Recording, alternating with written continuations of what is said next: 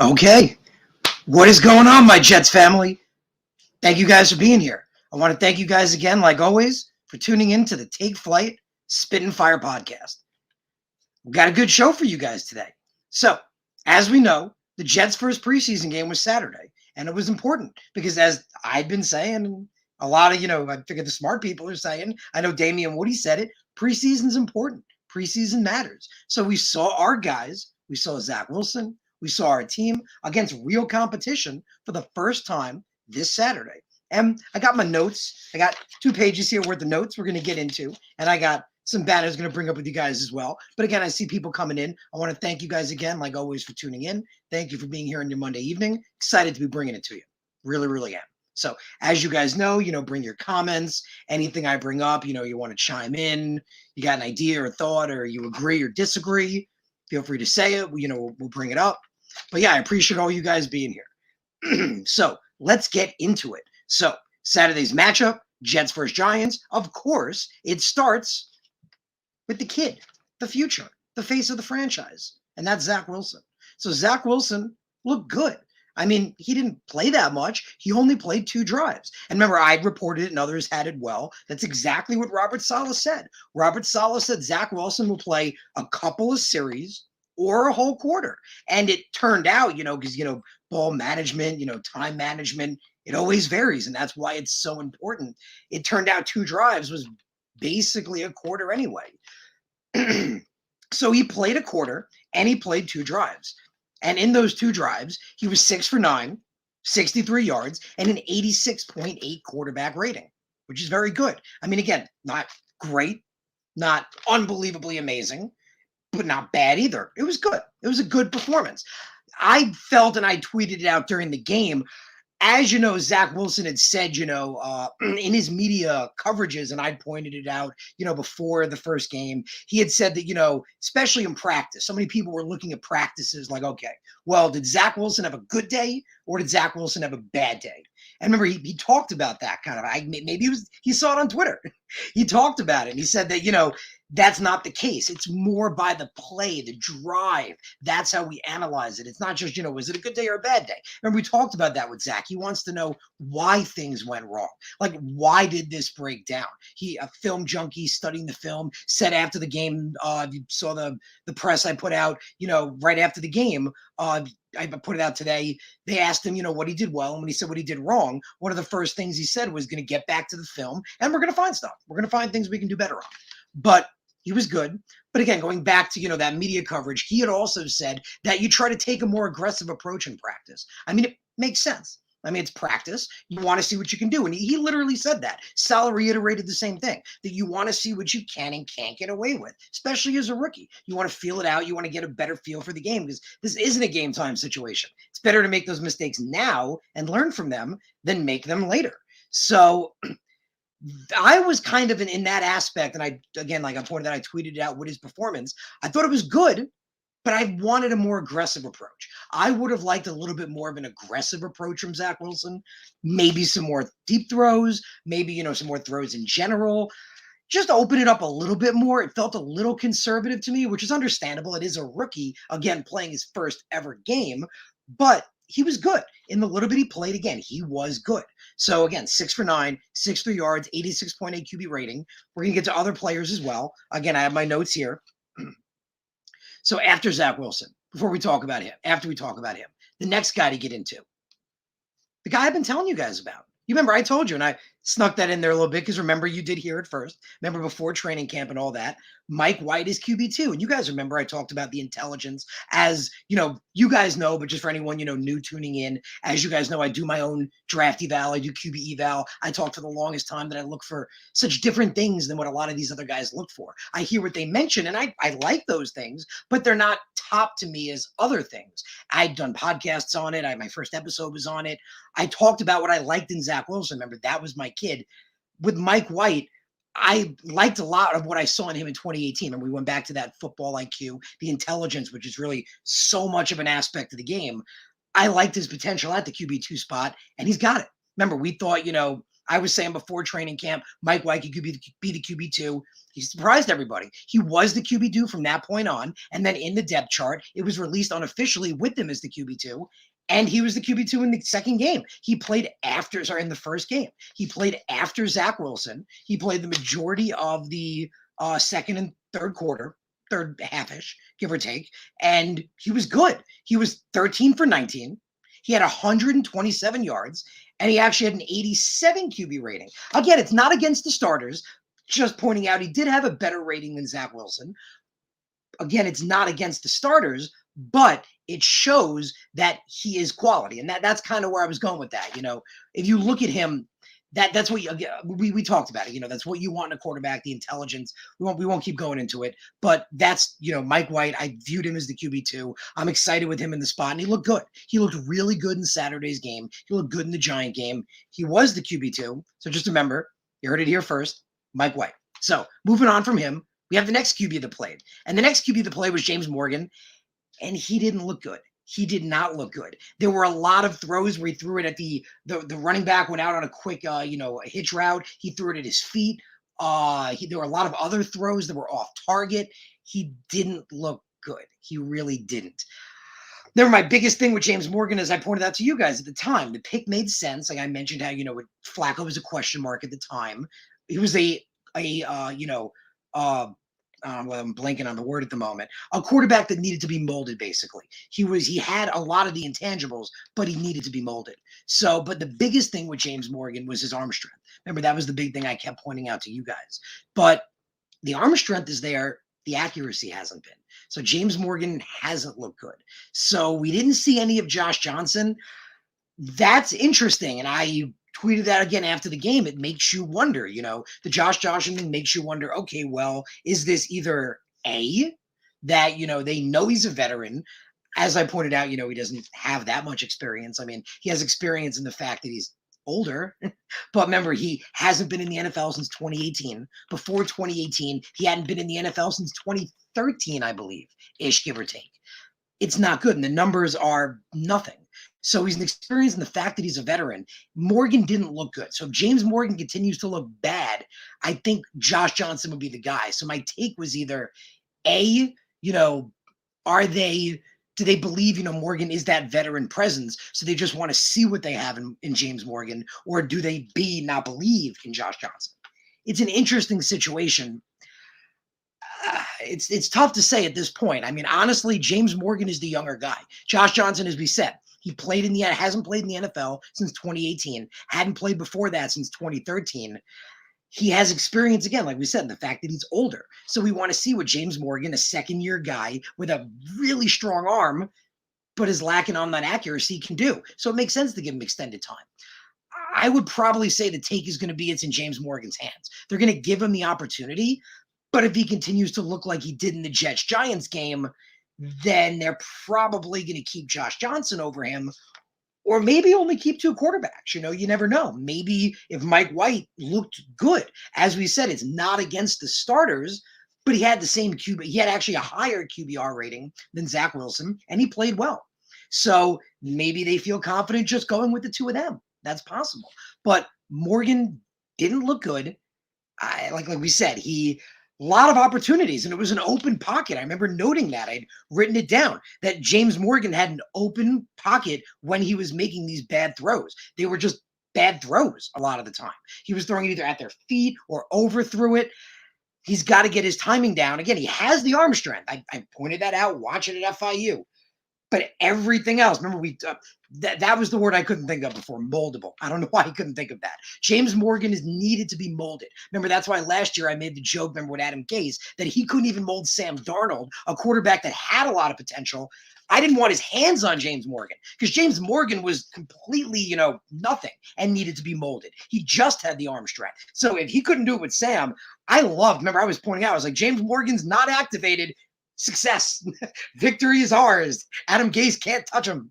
It's wonderful. So hopefully he didn't learn anything from him, or he forgot everything he learned from him, hopefully, but he hasn't looked good. He hasn't. So it's an interesting situation. Again, I think they're giving him more time, which it makes sense because he's the younger guy, like we said with Josh Johnson. you can call him a veteran, but he's just a veteran in that he's old. I mean, like we said, he has since 2013. I think he's played in 4 games. I pointed out the stats, looked them up. They're nothing. So, and again, he hasn't played in a long time. So I got my notes here. Again, we're going to go through. I'm excited to go through with you guys. See more of you guys coming in. Again, appreciate you guys being here. Thank you for tuning in. Check out some of your guys' comments. See what you guys are writing here. Matthias points out, shout out to Matthias, all you guys, Ty, Kevin, appreciate all you guys. He said Zach has a real live arm. We saw it again. That was a big thing in him. But again, we go back to that QB eval. I loved his arm strength. It was great, but it was like 3. It was what everyone was talking about. And you guys remember my QB eval joke. Remember, if you haven't seen the podcast, check it out. I made the joke, on Twitter where the quarterback drops back into a pretty much perfectly open pocket with no pressure whatsoever, throws a deep ball. The receiver does 90% of the work, and everyone's like, greatest quarterback ever. It's amazing. I like his arm strength. It's great. He has an amazing arm, but there's so many other traits I like in him more. Like we talked about. Remember, I pointed it out on Saturday. My biggest thing with him was his pocket awareness. That is so much harder to teach a guy to have that in. With Zach, it's really innate, and I pointed that out, that innate ability. But just to teach somebody how to anticipate a lineup or a matchup, or how this tackle lines up with this edge rusher, how this guard lines up with this tackle, and the percentage in your head possibly of him getting through, or his favorite move. So oh, he's doing that move. There's a chance. So many factors. I saw a lot of that in him, and it's that cerebral aspect. Remember, I talked about the cerebral aspect of the game. So he's got a great arm. He's got an amazing arm, and he checks all those physical boxes. But it's those other boxes. It's those other boxes that, for me, I've seen in quarterbacks, but I haven't liked it like I liked it like him in a while. And I think you guys remember, I was geeking out about Zach Wilson since December when everyone was like, dude, shut up. He's like the 4th overall quarterback. Like, what are you talking about? It's those things that I look for, and I'm telling you, it's what's going to make this kid great. It's what's going to make him great in the long run. It's not going to be, his arm strength is great, but that's not going to be what makes him great. It's the things I'm talking about that are what's going to make Zach Wilson great. So again, appreciate all you guys. Appreciate Harry. Harry points out that I was going to mention that Corey Davis, was voted in the top 100 players. He was voted 91. What I find interesting, and I was actually, if you guys want, here's a sneak peek, because I was planning on possibly tweeting it out at some point. I keep thinking about, Quinn and Wilson. I'm putting them together now. Quinn and Williams. If Corey Davis made it at 91, and they've gone up to 41 so far, and we haven't heard Quinnen's name, we really got to. I feel like I'm going to be, and I think you would agree, I'm going to be upset if I don't hear Quinnen Williams' name from 41 on, because we haven't heard him up to this point. And I would say he's better than, I'm not crapping on Corey Davis. This is our future wide receiver 1. But Quinnen was one of the best defensive interior tackles in the NFL last year. And like we talked about, being played out of system in a 3-4 system, which, as you guys remember, was why when we first drafted him, I was actually initially A on him. Because we were in a 3-4 system, I wanted a guy like Josh Allen, the edge rusher out of Kentucky. But now that we're in a 4-3 system, man, Quinnen is going to kill. Like, anyone sleeping on Quinnen, wake up. Open your eyes. Wake up. Quinnen Williams is coming to murder your team. Like, get ready for it. Like, we're in the 4-3. Right in that one tech where he belongs, man, he's going to be destroying people. So he better be. That's my take on that. Corey Davis was 91. That's great. Quinnen Williams better be freaking 41 forward. Because if I don't hear Quinnen Williams' name, Jet fans, we need to uproar. We need to freak out, because that's crazy if we don't hear Quinnen Williams' name. When I thought I was going to hear it, because they tend to crap on the Jets, let's be honest. They underestimate us. I was expecting to hear him in like the high 40, low 40 range. Well, we're at 41 right now. So I want to hear his name. You got that, NFL? We Jet fans better hear Quinnen Williams' name, or shit's going to get real fast. Okay? Cool. We got that out of the way. So, Blunt pointed this out, and this was a big thing I pointed out as well, guys. QB2, and Robert Saleh said this. Remember before Zach Wilson had signed, everyone was freaking out, even though, again, Sam Darnold wasn't there at first, because you can't show up if you don't sign your rookie contract. And like we talked about, what they were arguing about was stupid. It was the stupidest freaking thing. But he still can't show up till it gets solved. It's just how it works. So Derek kept asking Salah, where is he? Where is he? What's going on? Remember, I think it was literally the day before he signed. Salah just had enough. Remember, he was like, okay, guys, let's just be real quick. Like, if your QB1 goes down, your odds of winning go out the window. Like, I'm paraphrasing. That's basically what he said. He basically said the odds of winning without your starting quarterback is extremely low. And it's always been that way. And we've seen it. We've seen freak occurrences with great systems where, Matt Castle comes in, but that's rare. For example, the example I give with the Green Bay Packers. If Aaron Rodgers went down, you're not thinking, okay, this is a Super Bowl team. Like, you may think, okay, maybe they can win a bunch of games, and maybe if they're lucky, they can win the playoffs. But your aspirations when Aaron Rodgers were in there are definitely diminished if he's not. So, like Robert Saleh said, if Zach Wilson's not in, shit hits the fan. Like, that's it. Like, shit hit the fan. That's a big deal. But like Blunted points out, I think Mike White can manage. And again, I come back to that intelligence. You want a backup QB like Castle was, to be smart enough to understand the system, to know the alignments, to know the matchups, and not be great, but just succeed. That's it. That's all you need to do. You just need to play okay. And we saw that with Nick Foles in the past. That's what I think Mike White can be. I do believe that. I'm going to I don't want to bite my tongue so hard I bite it off. So I'll bite a little hard, but I don't want anything to happen to Zach Wilson. So I don't want to ever see Mike White. I want Mike White to be QB2, and I want his ass to warm that bench like it's never warmed the bench before. Zach Wilson, every game, every drive, every snap, he's out there. But again, that is what Mike White will be able to do. So Matthias points out we need to see Josh Johnson. Everyone is super impressed to see Josh Johnson. Like, you got to remember, he's got 1,600 career NFL yards. I don't have it in front of me, but he's got more interceptions and touchdowns. We can see how close I am if you want to check it. I think it's 8 touchdowns, 12 picks. See how close I am? Something like that. It's not good. And like I said, he hasn't played since 2018. Before that, hadn't played since 2013. And if you guys want to check it out on Green B's channel, I got into an argument with him and Boy Green. Him and Boy Green 25 were saying basically that Mike White shouldn't be QB2 and that Josh Johnson should be QB2. And I kept coming back with this about Josh Johnson. And if you guys want, please check it out. It was the episode I was on with Green Bean. I want to point out, I guess I was right because I kept saying Mike White should be QB2 for, again, the reasons of he didn't really get a chance in Miami. He deserved an opportunity. And I liked when he was drafted in 2018. Josh Johnson, the way I looked at it, and I pointed it out there, they're like, well, Mike White, maybe doesn't get a shot. Josh Johnson got his shot. Josh Johnson has had his shot, and he's had his shot again. I believe he's had 3 or 4 shots. I think Johnson's had about 4 or 5 shots. He failed at all of them. So I honestly think if James Morgan plays well enough, he doesn't make the team. That's as far as I'd go. Mike White, QB2 lock. If James Morgan plays well, bye-bye Josh Johnson. James Morgan's doing well, but right now he's not. That brings us back to, remember, the topic of James Morgan. He's not doing well. And like Harry says, you think he goes on the practice squad? 100%. 100% he goes on the practice squad. Remember, there were rumors of the Colts, wanting a backup quarterback, especially with Wentz down.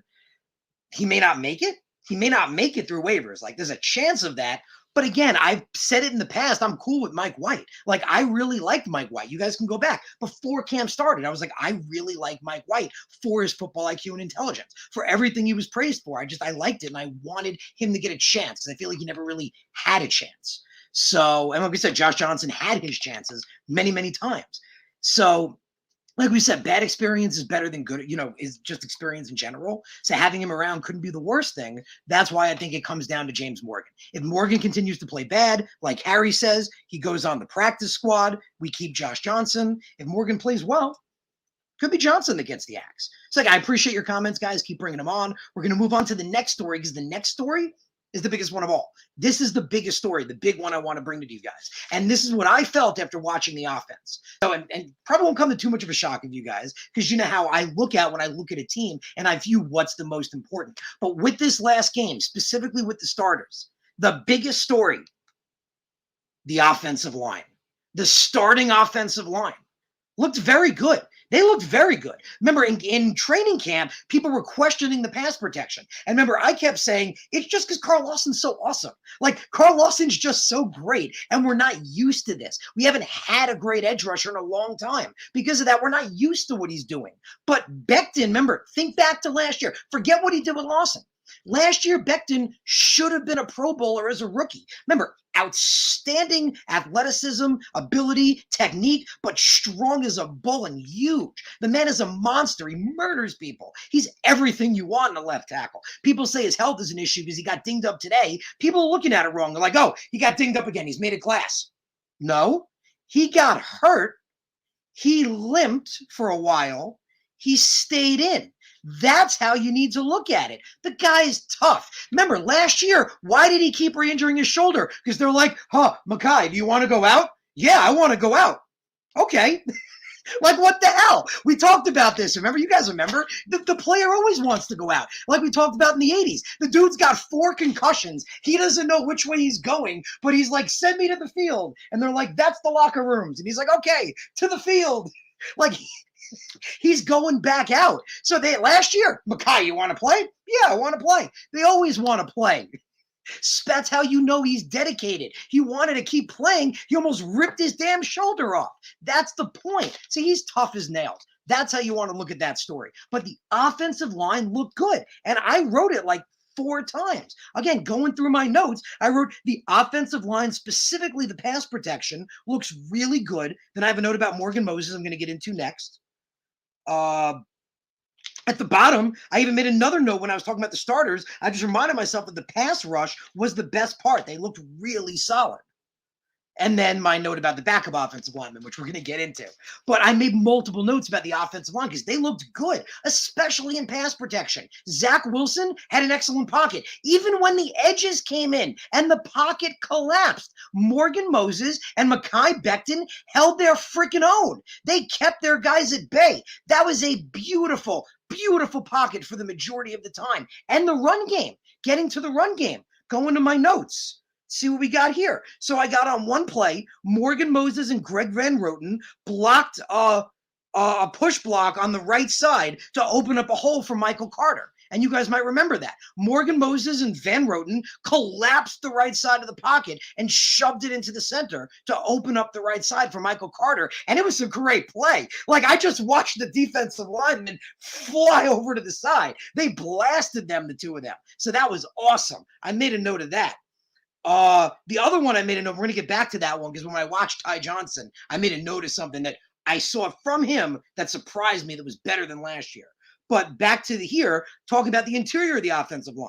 I noted that when Ty Johnson was in, the interior of the offensive line pushed the entire defensive line back for a nice 5-yard gain. You guys might remember that. And again, as I'm going to point out, AVT wasn't in. AVT, excuse me, Alahia Vera Tucker was not in the game. So this offensive line looked really good. Excellent in pass blocking, really good in run blocking. AVT wasn't even in the game. He wasn't even playing yet. Who was in? Dan Feeney. And Dan Feeney didn't look good. If he's the weakest part of the line, so be it. Again, he's not a starter. I'm going to mention when we talk about the backup guys, he played with them, and it really didn't go well. But he was with the starters. So Dan Feeney played at left guard for AVT.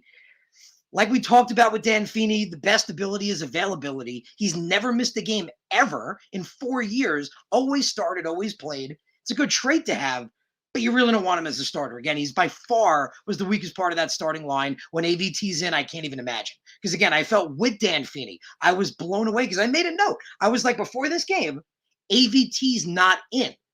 And I was still blown away by the pass blocking, by the way the edges collapsed the pocket. And you guys remember I talked about the edges.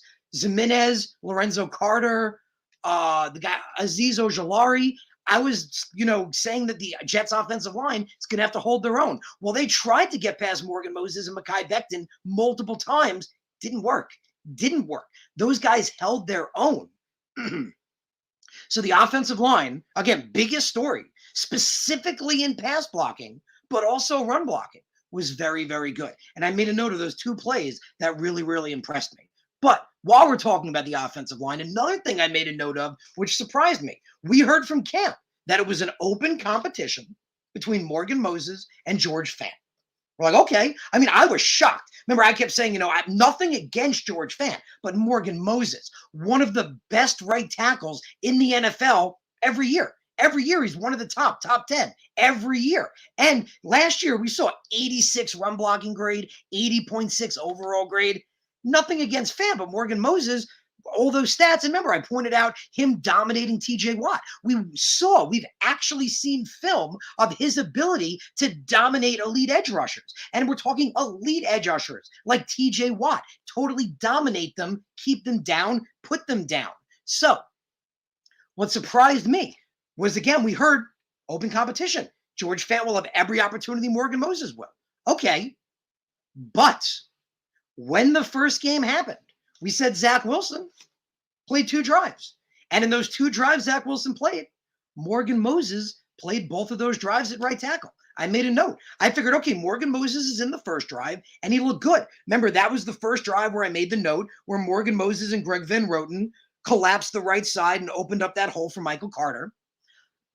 He was excellent in the first drive. I thought he played well. So did the whole offensive line. I'm like, okay, let's see what George Fant can do.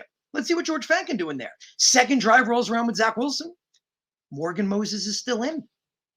Morgan Moses was still in. Now, George Fant came in when Zach Wilson was done and played right tackle for Mike White. But that's huge. That's huge because we were told by, again, people joke that, maybe the beat writer stories aren't always 100%. Well, the beat writers told us this was an open competition, that Robert Saleh said there was an open competition between George Fant and Morgan Moses. Well, Morgan Moses played both drives with Zach Wilson and looked really good. So that's just something to note. Something to note that even though they claim open competition, the guy, who's the guy, the one we were so excited when we signed, the one, remember, I know, shout out to New York Jet, Mike did the thing of, the Moses part in the Red Sea to show what the offensive run game is going to do. I showed an image of like someone, shuddering in their, bed, like scared because they're afraid of what our guys could be able to do to them. Man, I figured Morgan Moses would 100% be the guy. And so far, like we said, he played both drives with Zach Wilson. So we'll see what that goes from there. But I told you I have my notes. And I read you my notes about the offensive line. The pass blocking looking really good, blown away. The run blocking looking good, not as good as the pass blocking, but looking good. Talk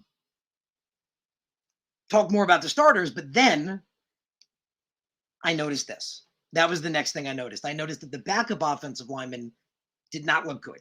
The Murrays, the Levins, McDermott. I'm trying to think of who else was out there. Feeney was out there, I know, at one point. The backup offensive linemen did not look good. They did not. And that was a concern for me because, as we know, people do get hurt. It's a problem. People get hurt. Injuries happen. We talked about, the best part about Morgan Moses is last year, not only when he had his best season was last year, he played left tackle a bit. The left tackle got hurt. He stepped in. He played pretty well. So that's a nice thing to have, a guy that can play both tackle positions. You have, again, a guy like Feeney that can play all 3 spots. Guys like McGovern can play guard if needed to. You have a lot of interesting options. But the backups didn't look good. That was the biggest thing I noticed. That right when the starters came out, the rest of the offensive line didn't look good, which I felt was more of a kudo to Mike White. I felt like Mike White performed well from a bad pocket, while Zach Wilson performed well from a good pocket. So I do just want to make that note. Again, Zach Wilson with the starters, different caliber level of play, but Mike White didn't have much of a pocket. Those backup offensive linemen do not look good. So me personally, I like the starters. I'm very excited about our starters. I think they're, again, excellent at the pass block. I was blown away at how well they were able to keep the pocket clean for Wilson, even when the guys were able to get a step on them. And the run blocking was really good. Their ability to move the defensive line was really impressive. But I'm really not impressed with the backup. So if anything happens, that's where I'm scared. So I feel like we're very thin on offensive line because I was not impressed with the backup offensive lineman. So biggest story we talked about was the offensive line, because again, as you guys know, I talk about football being won and lost in the trenches. Just like Joe Douglas says, just like Morgan Moses said, remember, that's what makes a team good. Remember, Morgan Moses said, when you have that mindset that football is won and lost in the trenches, that's when you start winning. Douglas feels that way. I feel that way. My biggest thing was the offensive line. So you're probably not going to be too surprised. My second biggest story is what our guys have been able to do in the pass rush, specifically Joe Douglas finding these late round guys. So I don't know if you guys saw it. I tweeted it out maybe about 2-3 hours ago. We saw it in Saturday's game. That defensive line looked good, but surprisingly, it wasn't just the starters. The starters look good. I made a note. I got it right here that Foley Fatukasi had a really nice run stop that I really liked.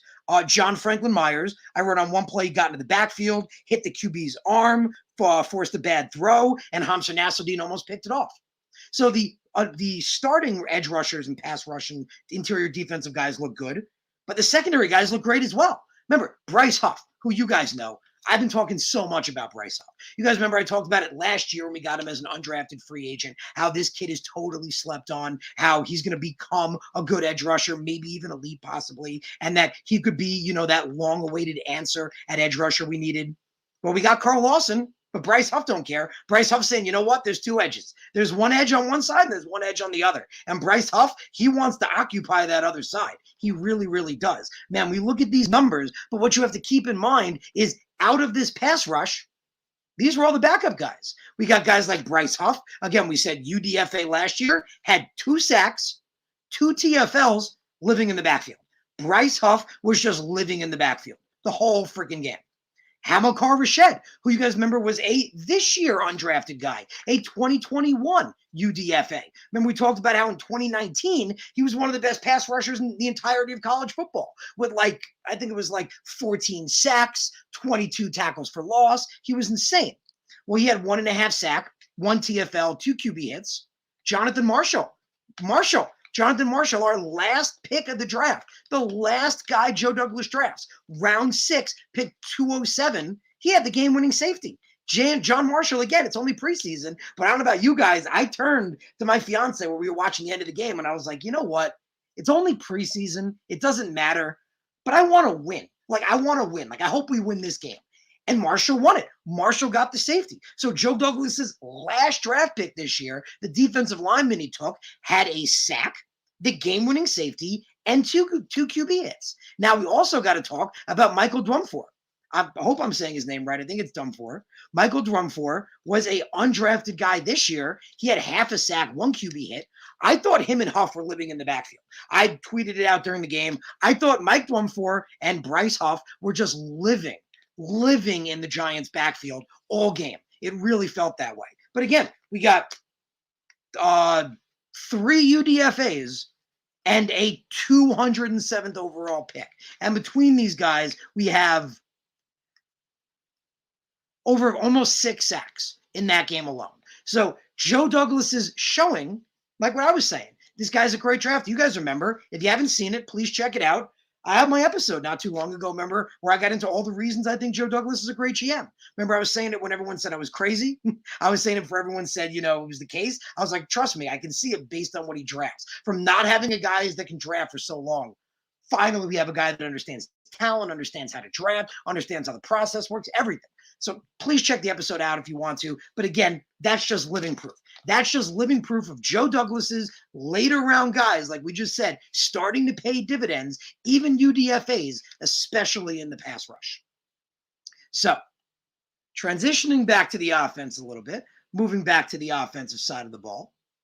With the starting offense, I was very impressed with Ty Johnson.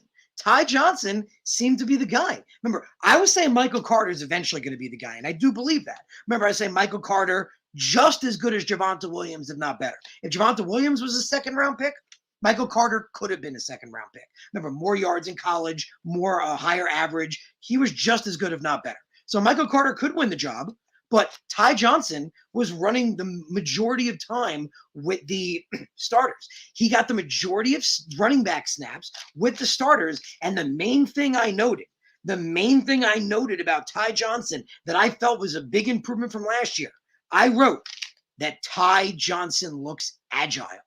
That was the big thing I wrote, that Ty Johnson looks quicker than he has before. He looked quicker than he's ever looked. So Ty Johnson looked more agile.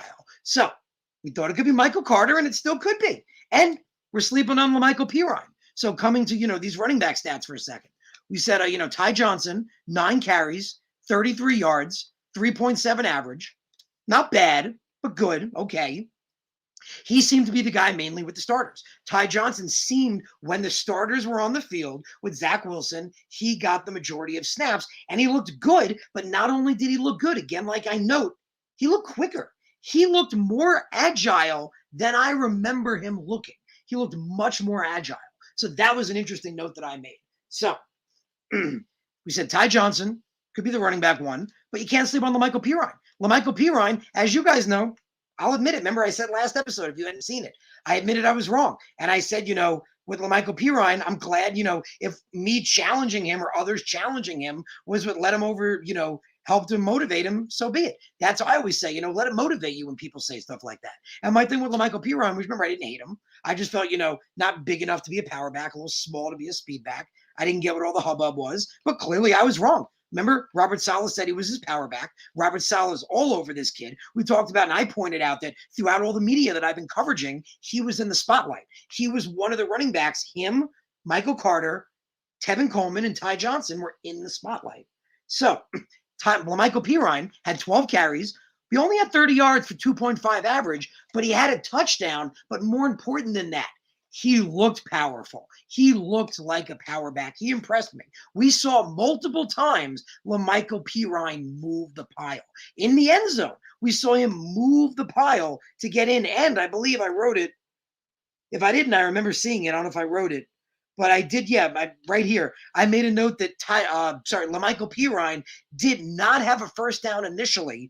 On his second effort, got the first down. So LaMichael Pirine on multiple occasions moved the pile, moved the rock. And we said, he's been saying it. I tweeted it out today when they asked him about it after the game. He said that he's a power back. He has that power back mentality. He runs hard. He even said that when it's close to the goal line, when it's a short yardage situation, he's going to get it. He said, I'm always going to get it because I need to get it. I need it. That's what he said. And I loved it, man. It was just awesome. The more I've been hearing and seeing LaMichael Pirine lately, the more I've been getting pumped up.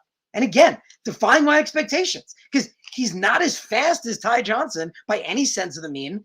And he's also not as tough as Josh Adams. Josh Adams is bigger, stronger, but hey, LaMichael Pirine is making it, baby. And again, the guy I think of, a good example for LaMichael Pirine, maybe you heard it here first. A good example for LaMichael Pirine could eventually wind up being a guy like Marshawn Lynch, because people forget that a guy like Marshawn Lynch wasn't as big as everybody thought. Marshawn Lynch was only about 215 pounds, but he ran like he was 225, 230. He was like LaMichael Pirine's size, but ran like Josh Adams. That was the thing with remember Marshawn Lynch. When you watched him, he was 215, but he ran like he was significantly bigger. That's what I think LaMichael Pirine is going to prove. And hey, if that's the case, you heard it here first. LaMichael Pirine could prove to be like another Marshawn Lynch, a guy that at first glance, okay, he's not the biggest guy on the field, but he runs as tough as anyone. Like, I'm telling you, you would probably have thought that Marshawn Lynch was 220 something, maybe 230. Marshawn Lynch was only 215. Check it out. He was 215. So that could be the LaMichael Pirine comp. That could be interesting. That could be a good way to look at it. So, LaMichael Pirine, like we said, is really earning it. He's been, lighting it up lately. He had the most carries. He got the touchdown. But more importantly, he looks like the power back. And that's why I say his 2.5 average doesn't matter. If you guys remember last year, I was knocking his average a little bit. I was saying his average was really low because I didn't view him, again, as big a power back as Josh Adams. But if he's going to be the guy, all that matters is he's getting the first downs. What matters to the guy with LaMichael Pirine is he putting in that second effort? Is he getting over the pylon? Is he getting the first down? Is he getting in the end zone? That's what matters. That's what's going to matter with a guy like that. But again, just pointing it out, you guys know my big thing was I don't get why everyone's sleeping on Josh Adams. You guys remember that. I said last year, stat for stat, Josh Adams was the best running back on the team. Remember, even better than Ty Johnson. Josh Adams was better last year. Remember, I said almost like 67% of his yards came after the contact. He's a big bruiser, but he's also fast. Well, he only got 2 carries in the game, but he averaged 7 yards. So Josh Adams, from what I've seen, and you guys remember, I admitted it. I said, in my opinion, it would have been Josh Adams in and La'Mical Pirine looking out.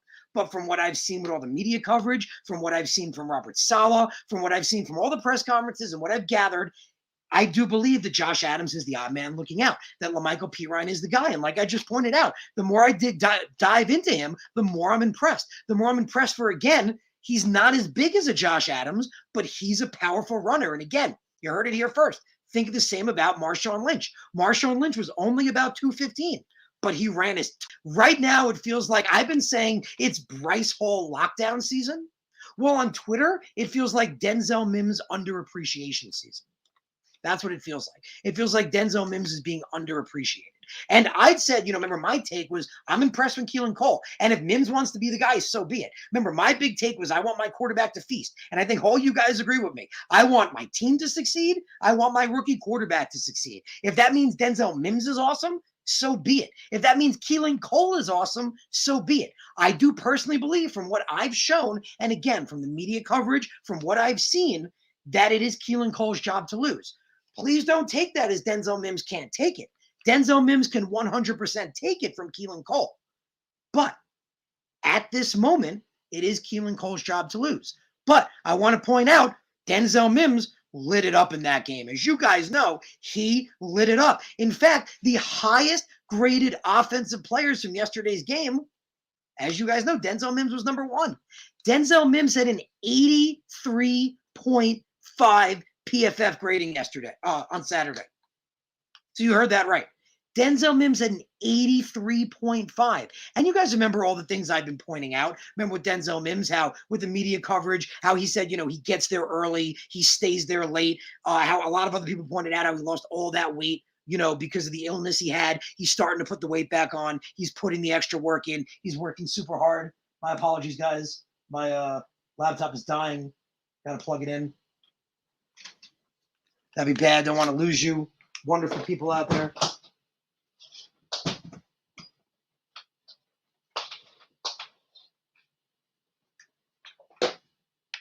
Okay, just got to plug you in. Appreciate you guys. Thank you for being patient. And now we're not going to die. Now we're here. We're here to roll. Battery is plugged in. So, actually, my apologies. The battery is not plugged in. My apologies. Give me 1 sec, guys. Give me 30 seconds and I'll be right back. Just to plug that in.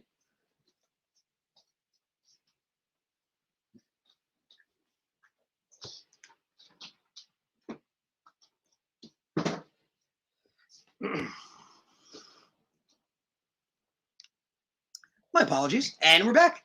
And now we're plugged in.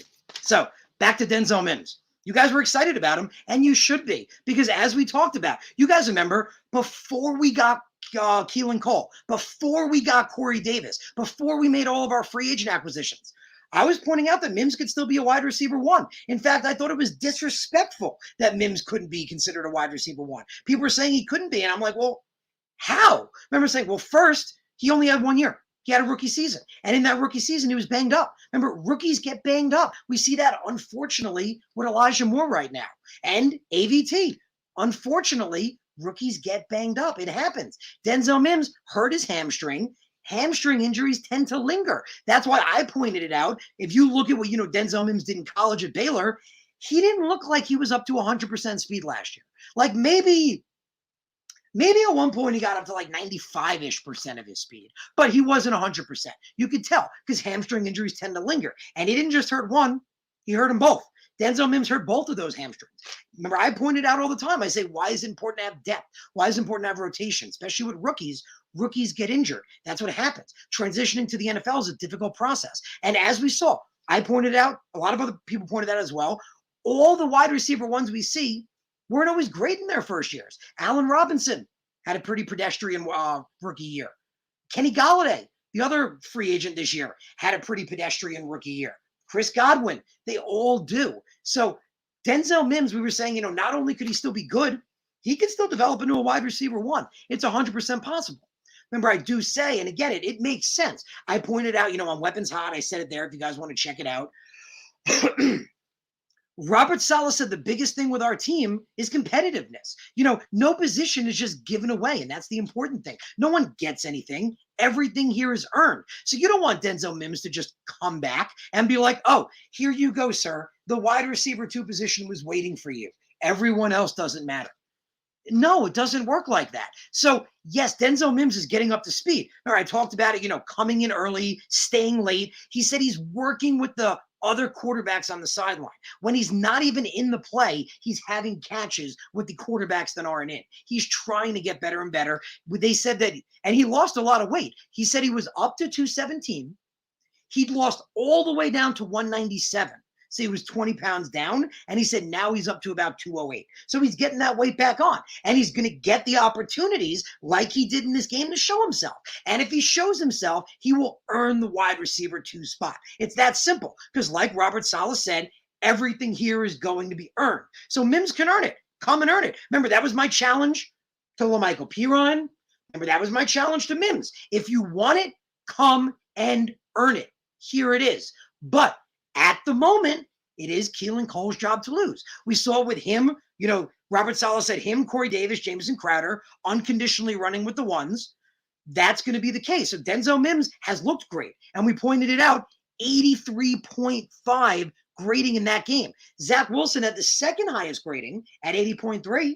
But Denzel Mims had the highest offensive grading of all the players in Saturday's game at 83.5. And we saw it. We saw it in that beast run where he just caught the ball and blasted through those guys to get the first down. We saw multiple really good plays by Denzel Mims. So he keeps looking like that. Remember, I pointed it out.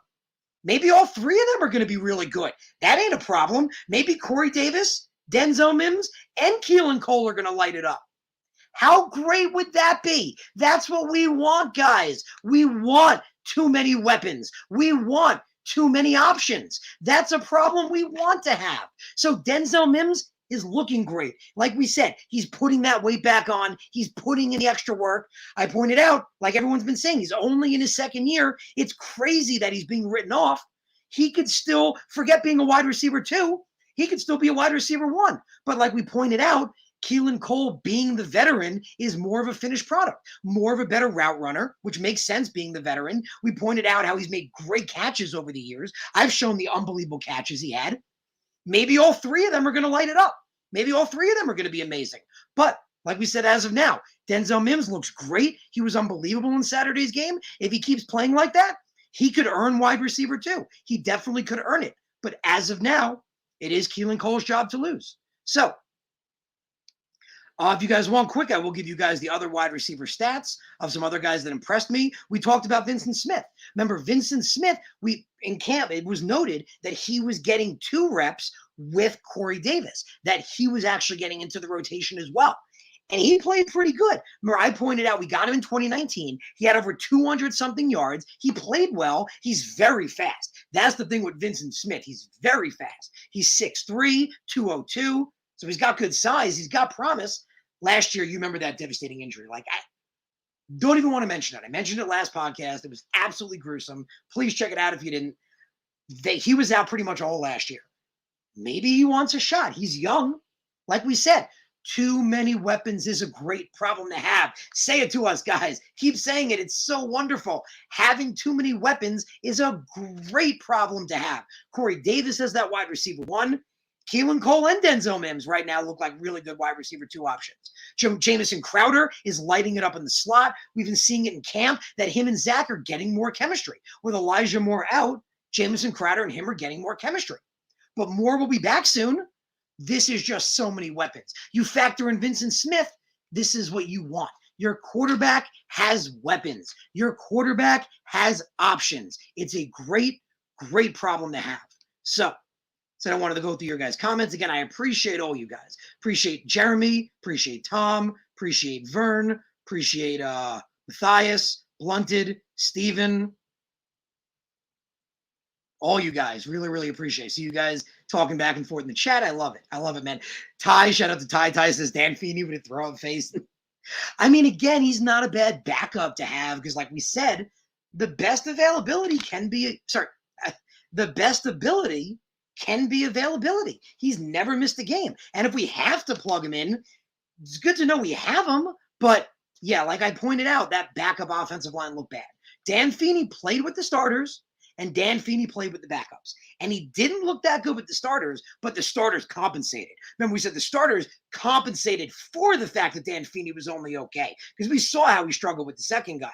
Remember, they were excellent in pass block. We pointed out when the edges collapsed and the tackles still held their own. That pocket was beautiful. Mwah, thing of beauty. And the run blocking was really good too. But those backup offensive linemen down. The backup offensive linemen did not look good. So that is a bit of an issue. Matthias says, talk to me about our center. Matthias, I would love to talk to you about our center. So our center, Connor McGovern, you guys know, I've been on a little bit of a roller coaster with Connor McGovern. He's taken me on the ups and the downs, and I've been on a roller coaster, really. Because when we first signed Connor McGovern, man, I was up top. I was thrilled. I was the one pointing out, I don't have the numbers in front of me, but I remember he had like 1,000 snaps with the Broncos and only allowed like 3 sacks, like something ridiculous. He had great numbers. He looked really good in their system. I loved it. I was really excited by the signing. Then we had last year, and I kind of went down because, as you guys remember, I pointed out he wasn't good the first half of the year. And yes, we've talked about it, how everyone's like, Connor McGovern's best center for the second half of the season. Connor McGovern, best center second half of the season. Well, that's great, but for the first half of the season, remember, he was one of the worst centers in the NFL. That's not the kind of consistency I want in my center. You guys remember we talked all about it with the Nick Mangolds and the Jim Fields in the past and the Sweeneys, the mental aspect. We've had great center play, and that's what I want. I want that guy like Mangold, like we talked about, that calls out the audibles, studies the film, understands the formations, makes the players around him better. I didn't like that last year about McGovern at all. So that was the down. But then this offseason, it's been going back up again. Because you guys remember, I talk about, as you've seen on Twitter, I cover the media availability with the players, the team, the coaches, with Connor McGovern. They asked him about how he felt about this, wide zone scheme. And he got excited, man. He got pumped. He started in that this is what I used to run in Denver. This is what I thrived at. This is what I excelled at. He didn't say he didn't like the old system, but he kind of did in a way. He's like, that wasn't what I was good at. This is the system I was made for. Then he spent like 3 minutes breaking down the wide zone scheme. And if you guys want, again, I tweeted it out because it impressed the hell out of me. He went through all the mechanics of how the offensive line's supposed to work and how the center's supposed to work and how it was impressive. He impressed me. So I was impressed with his knowledge, and he kept saying, this is where I thrive. I thrive in this wide zone scheme. So we've only seen him in it in 1 game. But again, second half of the season, he was one of the better centers in the league. If he can keep that trajectory going, keep playing at a top level and not keep going up and down, plus him being better in this system, it could be some good stuff. So with Connor McGovern, I'm hesitant. That's the way you want to approach him. I'm super stoked about Mekhi Becton. I'm over the moon about ABT. I'm thrilled to death about Morgan Moses. I feel good about Greg Van Roten. I'm indifferent right now about McGovern. McGovern has to prove it to me. But again, all those things I point out, saying how he thrived in the wide zone scheme. This is what he does best in. He can't wait to be back in it. And I pointed out, I liked when we got him from Denver because of how impressive he was. That's what he said he ran in. I'm excited to see what he can do. But for as of right now, he's got to show me. He has to show me. That's what we're going to call McGovern for me. He's Connor, show me McGovern. That's who Connor is to me right now. He's Connor, show me McGovern. Show me. So, Tom says, and shout out to Tom, my man, talk to me about our kicker. That's an interesting situation because as you guys remember, I pointed out we had a 2-way rookie battle. We had a 2-way rookie battle between Chris Nager and Matt Amendola. But as of today, the Jets released Chris Nager, which is kind of funny because in the game on Saturday, Nager got the majority of the snaps. So it's kind of like they let him play, they let him kick, and they were like, nah, we're good. So Chris Nager got his shot on Saturday. Didn't work out. So Nager's now gone. I don't believe they're going to stick with a one-man room. I believe the Jets will bring somebody else in. But you guys remember when we signed Matt Amendola, what I pointed out. You guys remember I instantly found that footage of him kicking 3 70-yarders in a row? Again, if you haven't seen it, please find it. I tweeted it out. Matt Amendola, our rookie kicker from, I believe, Oregon State, kicked 3 70-yarders in a row. He also, I put out some footage of him doing kicking kicking trainings here on the island. Shout out to, my home. A lot of you guys are from Long Island. I'm a Long Island guy myself, born and raised, always lived here on Long Island. That's where he was. I saw him at Stony Brook University. I didn't see him personally, but I saw, the logo on the field. I saw he was at Stony Brook University. I saw he was at other universities. He was learning here on the island, and he was looking good. He was kicking at Stony Brook. He kicked a 67-yarder that they said looked fantastic. Again, I put out the footage of him kicking 370s in a row.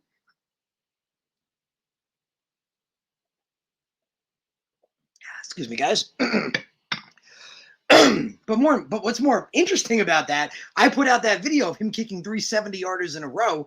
Half the comments were about how this dude was shredded. Like, let's be honest, Matt Amendola, he's a kicker, but he looks like a linebacker. Like, this dude is ripped. Like, he is shredded. So Matt Amendola is the kind of guy that he's going to make the kickoff, and if the guy makes it past everybody else, Matt Amendola's got him. Like, Matt Amendola's like, I got you. You're not getting past me. So Matt Amendola is a big man. If you haven't seen it, he is jacked. Absolutely jacked for a kicker, but his leg is also jacked. Again, we said 370s in a row. He's got the leg strength, but does he have the accuracy? That's going to be the question. When the when the chips are down on the table, when it's a game time situation, when the pressure's in your face, can he do it? That's what it's going to come down to. Yeah, he can kick 370s in a row on the practice field. Can he do it in game time? So that's what we're going to have to see. As you guys know, I've talked about this. I put a tweet out on the Jets page earlier today when they pointed out that they cut Chris Nager. I put a comment that we haven't had a good kicker in a while. I mean, we had Josh Myers for a little bit amount of time, but he was gone. So we didn't keep him. And the last one before that was Nick Folk. The last reliable kicker we've had, the last guy we've had that we said we could rely on for more than 1 year is Nick Folk. That was a decade ago. We've seen through the Vetviks, through the Bertolos. We've seen through the train wreck of what it's like. We've lost games because of not having a kicker. So we need a damn kicker. We haven't had a good kicker in 10 years since Nick Mangold. We had one, like I said, Myers a few years ago. I think Folk, was more reliable overall. Myers had that good 1 year. He's been okay since then. He hasn't been great, but he's been good. But we didn't re-sign him. We let him go. So we haven't had a kicker in a while. We've been seeing firsthand what it's like to not have a kicker. It sucks to not have a kicker. You lose games because you don't have a kicker. And we've done that. Excuse me. We've lost games because we don't have a kicker. So, again, right now we have a one-man guy. We got Matt Amendola. We said, jacked out of his mind, big dude, can hit 370s in a row in practice. What can you do in game time? So this weekend, we're going to get to see what Matt Amendola can do. Maybe he's the guy. Maybe we can cross our fingers and hope. Maybe he's the guy. But again, we haven't had a reliable kicker in a decade. So, again, I appreciate all you guys. Appreciate all your comments. Shout out to Harry. Harry points out Moses looks really good. He did. He did look really good, man. And also, like I'd noted, it was interesting that they say it's an open competition, that George Fant has every opportunity to get this job as Morgan Moses does. But the starters only played 2 drives. Zach Wilson was only in there twice. And I didn't see George Fant. George Fant wasn't there. Morgan Moses was there both times. So that, to me, means something. I mean, unless what they're doing is they're like, okay, Morgan Moses plays these 2 drives, and maybe George Fant plays 2 drives next weekend. Maybe next weekend George Fant's going to play with the starters more. I don't know. But to me, that means something, that if our starting quarterback and our starters were on the field twice, and Morgan Moses was out there, not Fant. Morgan Moses was out there both times, and again, he looked good. I pointed out, I noticed that the Giants' edge rushers collapsed the pocket, I believe 3 times based on my notes. Hold on. Yeah, I watched the edge rushers collapse the tackles back 3 times while the starters were in, and they held their own. They didn't get beat. Mekhi Becton and Morgan Moses both adjusted their footwork, adjusted their positioning, and kept their balance. That's why I don't know, if Fant's going to be able to do that as well as them. So as you guys know, my take was I really feel that Mekhi Becton and Morgan Moses, top 5 tackle duo in the NFL right there. Top 5 tackle duo. So Moses looked really good. We're going to see what happens, but he was out there both drives. Jenny points out, and Jenny makes a good point too, not just with veteran quarterbacks. So she says, we'll pick up a veteran quarterback once another team releases one. Jenny's right, possibly. But again, Jenny, not just veteran quarterbacks, everybody. Like, people are going to be getting cut as teams shave it down. I tweeted it out today. If you guys give me 1 sec, I'll bring it up for you guys. I want to provide you guys with it. So just give me 1 sec. I actually found out when the dates are going to be for the roster cuts. So, okay, just 1 sec. And here we go. So, roster cut updates tomorrow. The 90-man roster has to be shaved down by 5 to 85. So tomorrow we're going to see 5 players get cut. On August 24th, day before my birthday, they're going to be shaved down to 80. And on August 31st, they have to be down to the 53. So again, by tomorrow, they're cutting 5 off, shaving from 90 to 85. On August 24th, they have to take another 5 off and shave down to 80. So that's not much of a cutting. So from now until August 24th, we're only going to see 10 guys gone. Out of an 85-person roster, that's not crazy. But by the end of the month, by September 1st, we will be down to the 53. So that's when we're going to see major cuts. But you will see 5 people shaved off by the end of tomorrow. I believe it's by 4 p.m. And you will see 5 more people shaved off by the end of August 24th by 4 p.m. And then on August 31st by 4 p.m., will be cut down to the full thing. But that's the point. People are cutting all the time. They're going to have to shave off from, and think about it, guys. This is a bigger roster than we've seen in the past. From 85 to 53, that's almost half. Like, that's legit almost half. There's going to be a lot of people available. A lot of people available at all different kinds of positions. And we've seen Joe Douglas do it. He did it last year. He went out last year and acquired guys as people were cutting them. Joe's going to do the same thing. So this, this roster is far from done. Far from done. As these teams have to shave down, and again, that August 31st is a big one, going from 80 to 53. A lot of people need to be cut. So while that's happening, Joe Douglas is going to start scooping guys up. So yeah, Jenny, you're 100% correct. We could pick up another veteran quarterback, but we might pick up a veteran linebacker. Heck, we could pick up a veteran corner. Maybe somebody cuts somebody. So it's going to be interesting to monitor. As teams shave down their roster, Joe Douglas is going to be looking around and filling some of those holes. Matthias points out, shout out to Matthias. Again, we talked about offensive line earlier. He's saying the offensive line is the strength of this team. We're going to run the ball. Remember, I pointed out when they interviewed LaFleur. LaFleur said this offense is predicated against the run game. If you don't have a good run game, you can't play action. You can't throw the ball deep. It doesn't work. You need to have a good run game to open that up. And this offensive line, man, again, the backups scared me. And I think we should be nervous. I was very nervous of the backup offensive lineman. That's why I think, again, Mike White deserves more credit because he was doing very well from a very bad pocket, while Zach Wilson was doing very well from a good pocket. Just pointing that out. Again, they're starters, so we said that's different. But that starting offensive line looks really good, especially in the pass protection, but also run blocking. But I'm nervous about the backups, man. I really, really am.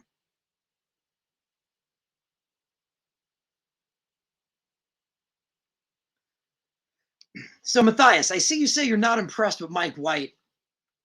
I gotta ask why, man. I really gotta, because I mean, he's looked good. I mean, he's looked solid. He's made good throws. He's made good decisions. And again, like we talked about earlier, like Robert Saleh said, like everyone knows, we don't want to admit it, but I gave the Aaron Rodgers example. When your starting quarterback goes out, that's it. I mean, hopefully you can get your system together. If you can win a couple of games, if you can make the playoffs, awesome. You are awesome. Kudos to you. But it's not easy. It's not easy. So when your starting quarterback's out, that's really it. Like Blunt did point out, we just want the backup to be able to really manage, to understand the system and be smart enough to manage in it. I believe Mike White is that. And I pointed out, I go back to his numbers from the game. He was 13 for 19 for 127 yards, and he had a higher rating than Zach Wilson. Again, we pointed out Zach Wilson was with the starters, and he looked very good. I was impressed with Zach Wilson. Again, remember I pointed out I wish he took a little more of an aggressive approach. I was impressed with what I saw, but I'm impressed with Mike White. I felt Mike White is QB2. I am impressed. I do believe Mike White, I said it before training camp, I said, I wasn't 100% on it. I said that I really am excited about this kid's football IQ. I talked about, like I talked about to you guys, that's 90% of the game. The intelligence is so important. I want to see what he can do. Well, I've seen what he can do, and so far I'm impressed. Unless he really starts to suck. Unless Mike White really starts to stink, I honestly think he's a lock for QB2. I would go that far. If Mike White continues to do what he did with a bad pocket, mind you, in Saturday's game, in the next couple of games, he's QB2.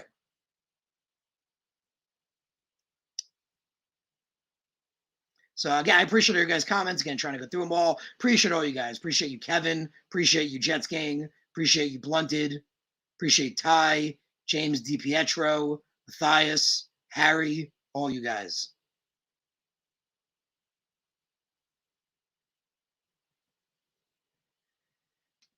So Matthias points, I feel like Josh Johnson can be more of a mentor for Zach than anything. It's possible, but I just come back to, like, he's been around 15 years. He's got 1,600 total yards, 12 interceptions, 8 touchdowns. Hasn't played since 2018. Hasn't played since before that, since 2013. I mean, again, we talk about, like everyone keeps saying, and it's true, bad experience is still experience. Learning what not to do does help you, prepare another guy. So again, that's why I feel if James Morgan, I said before, remember, I said in the beginning he looked bad. I said James Morgan was bad. He was in a pretty decent pocket.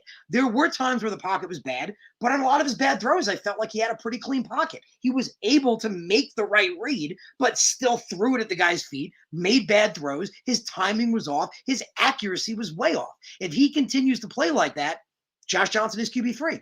But if James Morgan somehow figures it out, let's just say James Morgan's 14 for 16 next week, 200-something yards, 2 touchdowns.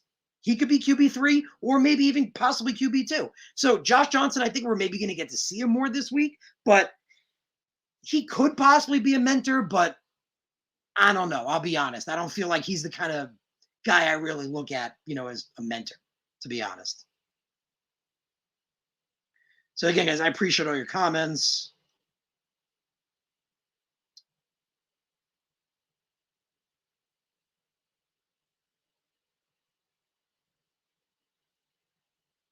Steve points out he's late. Appreciate you, Steve. No doubt, man. Appreciate you being here. Jeremy's here, says, what's up? Appreciate all you guys. Appreciate all you guys tuning in. Thank you, guys. And again, any other questions you have, any other comments you want to bring up, please throw them out. Again, trying to go through everything. If you got another question you want to ask me, shoot it out. Jeremy, shout out, bro. Me too, man. Me too. Shout out to SBU. SBU, I went to Stony Brook. And total, throwing out my nerd feature a little bit here, I was in the band. I actually played in the pep band and the marching band. So I was in the marching band. I got to be on the field a little bit, and I was cheering up the stands, and I was in the pep band with the basketball team too. That was good stuff. So I went to Stony Brook. I also went there. Good times, brother. Jeremy's pointing out happy hour in Port Washington. Love it, man. Get that drink on. Stephen points out Amendola has the stronger leg. Amendola's got a huge leg. Amendola's got a freaky strong leg.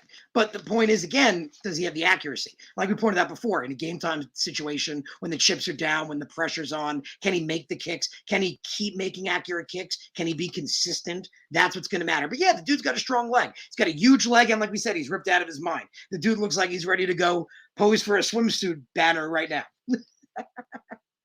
Blunt makes a good point. Blunt points out our tight ends look pathetic. I kind of said that, and I don't remember where. I might have been on Green Bean Show, but I know I said it before. I said after the draft and after I reevaluated everything, after I looked at all the positions, after I said, hey, at cornerback, we got Bryce Hall. He's an excellent CB1. People don't realize it yet. Remember, I said it's going to be Bryce Hall lockdown season. Mark my words, it's Bryce Hall lockdown season. CB2, there's some options there. Our slot's pretty good. At linebacker, we got Nasseldine. Remember, I started thinking about it. It might have been here with you guys. I don't remember where I said it, but I know I said it. I said that my new opinion, the tight ends are our worst group. I felt that way after reevaluating the whole team with the linebackers, with Mosley, with Davis, with Nasseldine, with the CB position. Again, the potential of Hall, the slot guys. By far, tight end is our weakest position. And I'd said that. The tight end does not look good. Hopefully, Chris Herndon can step up. I mean, he'd be a decent receiving option. Tyler Croft is an excellent blocking option. He's one of the better pass blocking tight ends in the NFL, and he's a pretty good run blocker, too. I don't think his run blocking gets enough credit. I would say he's one of the better blockers, period, in the NFL when it comes to blocking tight ends. So he's an excellent asset to have. Trayvon Wesco has proven to be a good blocking option and a decent receiving option. So we have some stuff there. But yeah, tight end doesn't look good. Blunt, you're 100% right.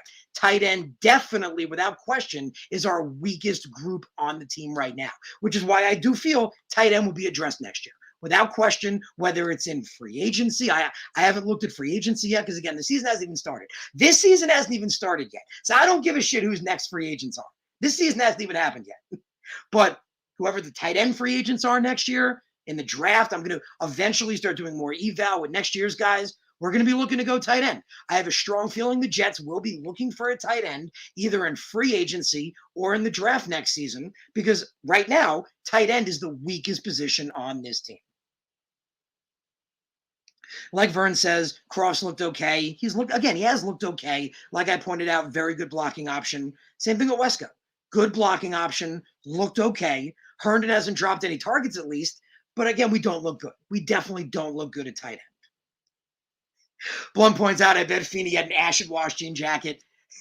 I bet he does, Blunt. I bet he definitely does have an acid wash jean jacket. That's spot on. I guarantee Feeney definitely does. He'll sport it at one point. We'll see him sport it with the mullet. He'll crush a beer can over his head when the Jets win the game.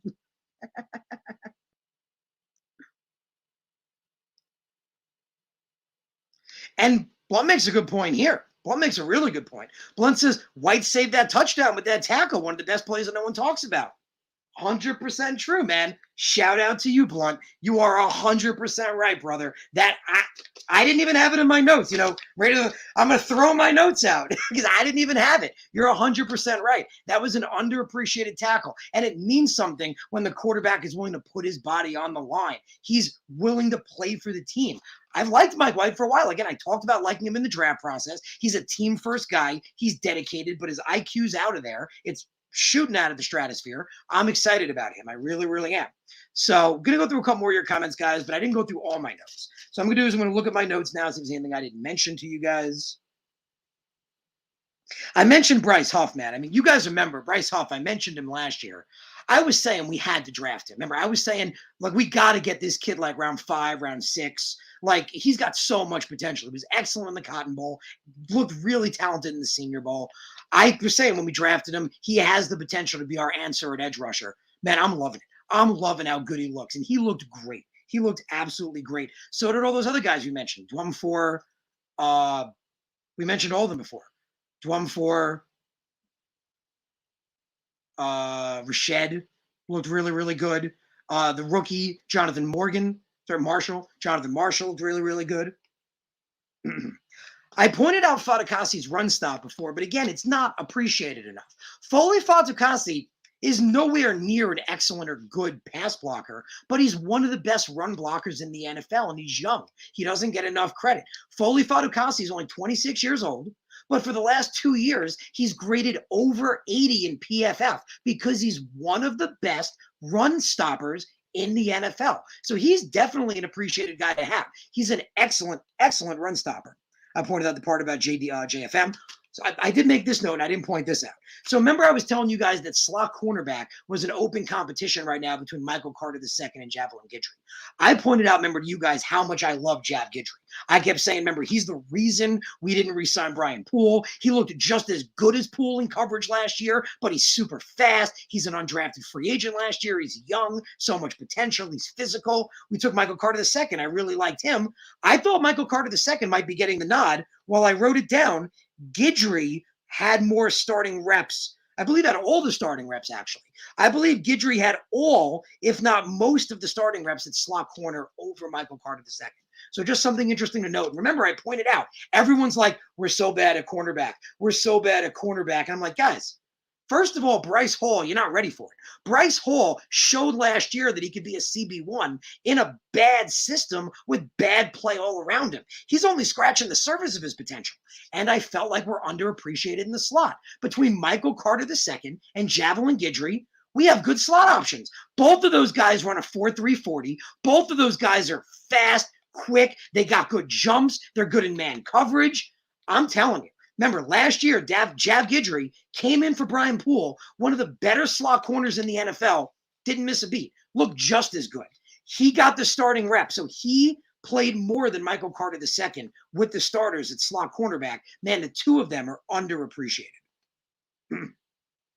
I also made a note of Hamza Nasruddin with the starters, as we know. You guys know I've talked all about Nasruddin. Talked about how he should have been a much higher pick. He's totally slept on. I talked about his unbelievable tackle rate, how he just does everything right. He's great in coverage. He's fast. He's great at everything. But like we saw in college, he knocks the ball out. And we saw that on Saturday. What does Nasruddin do in college? He knocks the ball out. He knows how to not just go for the guy, not go for the ball carrier. He knows how to go for the ball. He punches it out. He did it a lot at FSU, and he did it on Saturday. He knocked the ball out, and Mike Drumfor, the guy I mentioned before, he got the fumble recovery.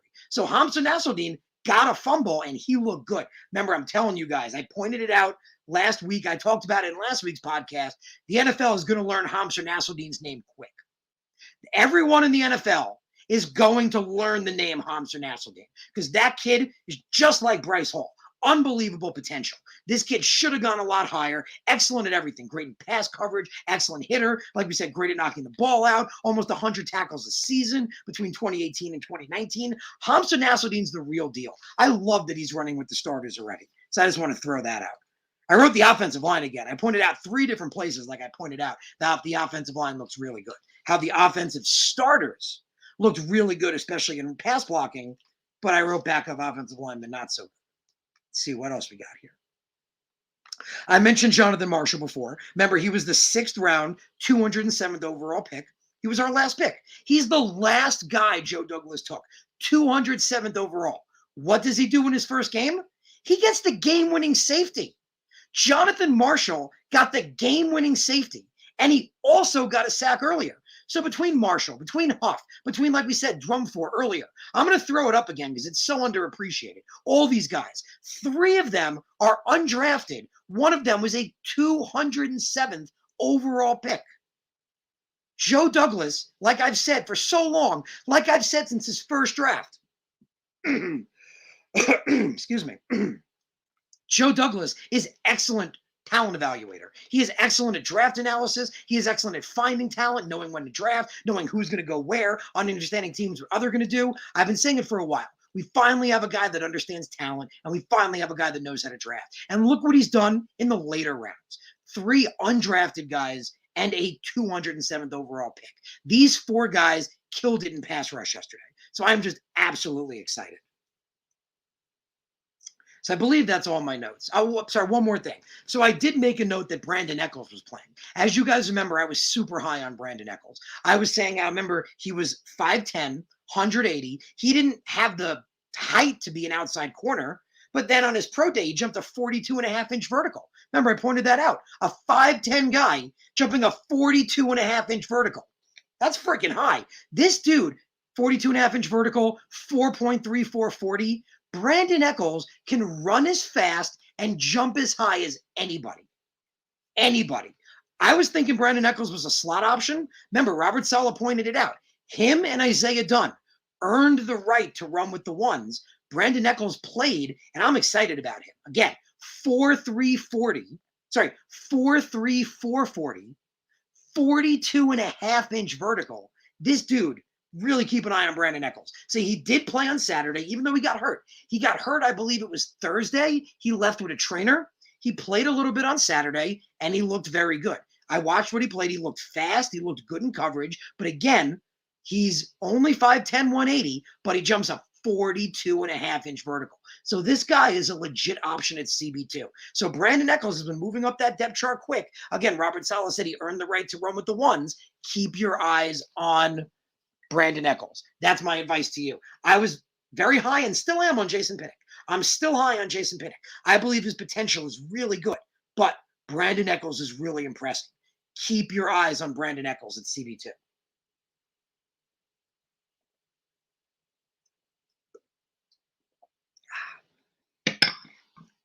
Okay, so That's all the stuff I wanted to get through. I want you guys to bring all your comments. So now, bring any comments, anything you want to bring. Again, I see you guys there. I appreciate all you guys. I see more people now. New York Jet fan, Grant Rude, appreciate you, brother. Vern, Jeremy Cravat, Big Block Joe, Steven, all you guys. So again, I'm going to try to go through your guys' comments. So, okay, Grant makes an interesting question here. So again, guys, bring your questions, bring your comments. I'm happy to bring it up now. So, Saleh said today he plans on having 8 defensive linemen active on the same day, and that's big. I pointed out again, like I told you guys, I do media coverage. I show, I bring out videos and give you videos of, the media coverage, takes on Robert Saleh from the players as well. So I have it right here. Robert Saleh was asked about our defensive line, like what he liked about him. First thing he said, first thing out of his mouth, he liked our depth. He said, we can truly come at them in waves. We usually activate 8 guys on the defensive line, and we want all 8 playing significant amounts. It is a really good and deep group, and the amount that they can push, and so the amount of push they can get is pretty cool. So he's excited about that. So Grant says we got Lawson, Curry, Rankins, Williams, JFM, Fatukasi, and Huff. I think that's a good set right there, obviously. So, because you obviously got Q, you obviously got Rankins, you got those interior guys. JFM, remember, I like him on the interior. I like him on the interior because I feel like, remember, I said we have a lot of really good natural edge rushers. And remember, I pointed out with Quinnen Williams being in this 4-3 system, man, he's going to eat. Quinnen Williams, remember, I said, NFL, get ready. NFL better open their eyes because Quinnen Williams is coming for you.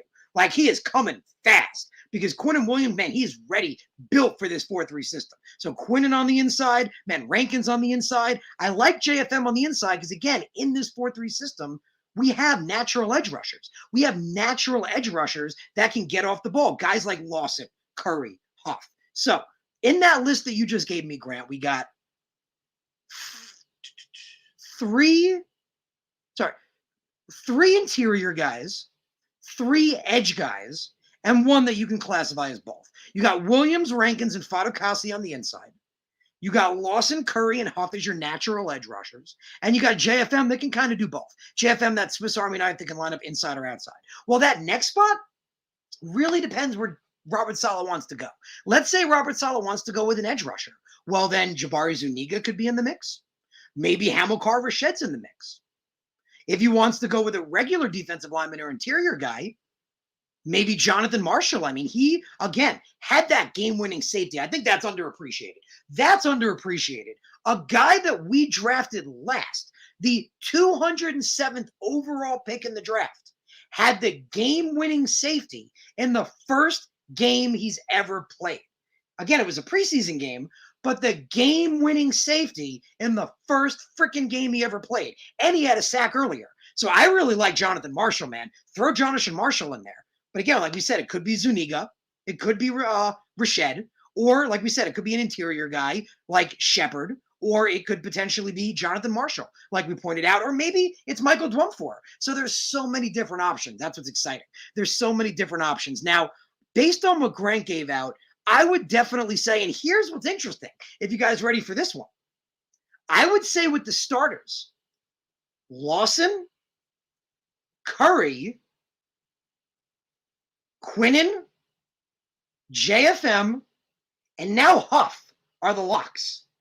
You notice I didn't put Sheldon Rankins in there. Now, Sheldon Rankins has looked good, but as you guys remember, I pointed out, he was taken on a flyer deal. Sheldon Rankins was specifically given a flyer deal because, sorry, shout out, I see Frankie from Flatbush in there. Appreciate you, Frankie. Appreciate all you guys. Thank you guys for tuning in. But back to Rankins. So Rankins, remember, we took a flyer on him potentially. When he was drafted, he was supposed to be like Quinnen. He was supposed to be another Quinnen Williams. Now, I like him. I like his potential a lot. But like I said, I like the natural edge rushers on the edge more. I like the idea of Carl Lawson and probably Bryce Huff. I'm thinking Carl Lawson and Bryce Huff on the edges. Now, Steven points out, Rankins has a 2-year contract. Please I'm not saying Rankins is going anywhere. Let me clarify. I'm not saying Rankins is getting cut. I'm just saying as one of the main starters. That's what I'm saying. And Vern also points out Curry's out week 1. So Vern points out, Curry's out week 1. When Curry's back, I like him as a natural edge rusher. So again, going with the natural edge rusher, I really like Lawson. I really, really like Curry. Remember, JFM said he's got one of the fastest get-offs ever, but I really like Huff. Remember, I was saying Huff deserves to be a starter, and he's been looking great. So I think Lawson and Huff should probably be the outside guys with Curry rotating in. Now you're looking at interior guys. I'm not saying Rankins isn't a starter, and I see you guys going nuts in the chat. Frankie's like, Rankins is a monster. Grant's like, what? You don't like Rankins? It's not that I don't like Rankins. Please don't think that. It's not that I don't like him. I'm just saying JFM could potentially maybe beat him out for more reps on the interior. That's what I'm thinking more. And David makes a good point. I even forgot about Ronald Blair. I totally forgot about Ronald Blair. So there's another natural edge rusher. So because there's so many natural edge rushers, I really like these natural edge rushers on the end. That's why I really like Carl Lawson, Bryce Huff, Vinny Curry. We mentioned Zuniga could be an option. And, maybe Blair can be an option too. He can definitely be an option on the edge. That's why I like guys, like I said, JFM more in the interior. I think Rankins could definitely be a starter. I don't dislike him at all. Remember, I've shown video of him, that 8-sack season he has. He has a nasty Tom points it out, actually. It's really funny. I was just about to say, Rankins has a really, really nasty swim move. Tom just said it. It's true. Rankins does have a really, really nasty swim move. But I think he could definitely, be a starter, but I wouldn't be surprised if a guy like JFM beats him out. That's all I'm going out with that. All I'm saying is Quinnen is a lock, but again, Sheldon Rankins was supposed to be like Quinnen, and he really never has been. He's got a lot of potential, but I really liked JFM last year. I thought JFM was excellent on the interior, absolutely excellent. So please let me clarify. Sheldon Rankins is 100% part of their rotation. Without a doubt, Sheldon Rankins is 100% part of the rotation. I'm just saying that the four best front might wind up being Carl Lawson, Quinnen Williams, JFM, and then Bryce Huff. That's all I'm saying. I'm just saying I think Sheldon Rankins will definitely be part of it. But I'm thinking that could wind up being the starting 4 and being, as again, there'll be rotation, but that being the best of the 4. That's what I'm thinking. But like Frankie says, I've been saying it this whole time, and shout out to Frankie. Remember, bro, I've been saying it. Too much talent is a great problem to have. Our issue right now is we're debating, well, maybe Rankin should have it. Oh, well, maybe JFM should have it. They're both good. Well, what about Curry on the edge? The problem is options. It's like at wide receiver. Well, Keelan Cole looks great. Well, Denzel Mims looks great too. Guess what, guys? That's freaking awesome. That's a great problem to have. It's awesome that both of them look really good. So I'm excited that both of them look good. And Steven points out, Steven says Fatukasi could start instead of Rankins. That's not crazy. That's not crazy by any sense, shape, of the word. Folu Fatukasi could potentially earn the starting role. So again, I'm not saying Sheldon Rankins isn't going to be part of the rotation. I'm just saying JFM, maybe Foley Fatukasi. I'm just saying don't sleep on it. I'm just saying out of locks, just sure locks. I think Quinnen is a lock on the interior. Lawson is a lock on the outside. And I'm starting now to think that Huff and Curry are also going to be locks on the outside. Once they come back, they're also going to be locks on the outside. Frankie says, it's interesting. He says, Marshall's the kind of guy you might want to stash on IR. That's an interesting shout out to Frankie. He's like with a late camp injury. But you guys remember, what was it, Waterboy? He strained his Abdullah Oblongata. A late camp injury. That's actually, Frankie, you know what? That's a good take. That really, really is. Because Jonathan Marshall, especially after he had a freaking game-winning safety in the first game he's ever played as the 207th overall pick. His ass ain't making it through waivers. There is no way Jonathan Marshall's making it through waivers. So if you don't want him on your 53, he is the kind of guy, Frankie, you might be 100% right. We might hear that Jonathan Marshall has butt tightness, hamstring soreness, something. He's going to have some injury that might put him out. That's possible. I mean, he could make the roster, so don't count him out. Again, a game-winning safety, a sack in that game, he could make the roster. Like Grant pointed out, and like you also pointed out, Frankie, there's so many different people. It's hard to really predict who that starting, piece is going to be. There's 8 guys that are going to be rotating, but there's so many interesting names in the mix. So many interesting names.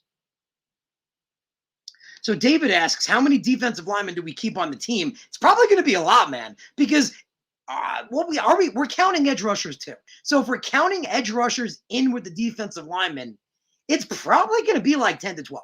It's legit going to be like 10 to 12 on this team, I would say, with 8 being active a game, give or take. That's probably what we're going to say. About 10 to 12 on the team with about 8, maybe 9, maybe 10 active a game and a healthy rotation. And that's what we want. Because again, like I pointed out, this ain't Madden. This ain't Madden where you're going to have Quinnen Williams in for every snap of the game getting 5 sacks.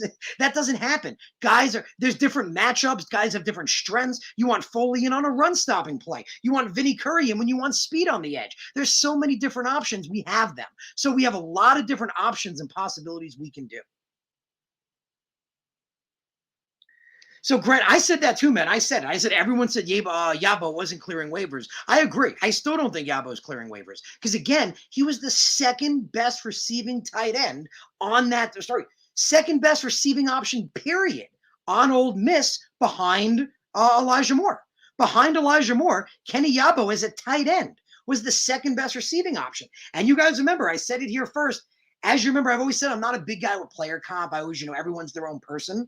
But if you want to give him a player comp, I've compared Kenny Yabo to Jonnu Smith. I really, really have. He reminds me a lot of Jonnu Smith. He's a smaller tight end, like high 240s, low 250s. That's not the best blocking guy, but he's really, really good receiver. He's more of like a wide receiver hybrid playing tight end, and he's really, really quick. And when he gets in space, he's going to take off. That's why Kenny Yabo, I compare him just like Jonnu Smith. So my Kenny Yabo comp is Jonnu Smith. That wide receiver tight end that's really, really quick and fast and athletic for a tight end. And when he gets free and gets into space, he can just take off. So Kenny Yabo and also Jonathan Marshall, I got to say, man, I don't know if they passed through waivers, but Marshall just had the game-winning safety. He just had the game-winning safety and a sack. I'd be shocked if he could pass through waivers. And again, Yabo, second best receiving option on that team. So,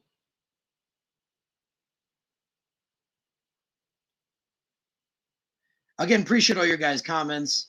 Steven says 10 or 11 D linemen, 6 linebackers. That's probably about right. That's probably give or take about right. That's what I'm thinking, give or take. Like I said, probably about 10 to 12, 6 or so linebackers. Maybe not even as many linebackers if you think about it. Maybe not even. Because remember, we have the beauty of hybrid linebackers in this scheme. Guys like Hamza Nasruddin, he was a safety in college. So remember, guys like Ashton Davis, he could play hybrid linebacker. Marcus May, he could play hybrid linebacker. So I wouldn't be surprised if the linebacking core is honestly C.J. Mosley, Gerard Davis, Hamza Nasruddin, Jamie Sherwood. And you know what? That might be it. I might as go too far to say that it. Blake Cashman might be cut. Blake Cashman could potentially be cut. So I'd go as far, honestly, to say there may only be 4 linebackers. We only may keep 4 to 6 linebackers on this team because of the hybrid linebacker position and the ability to have those linebackers and safeties as interchangeable.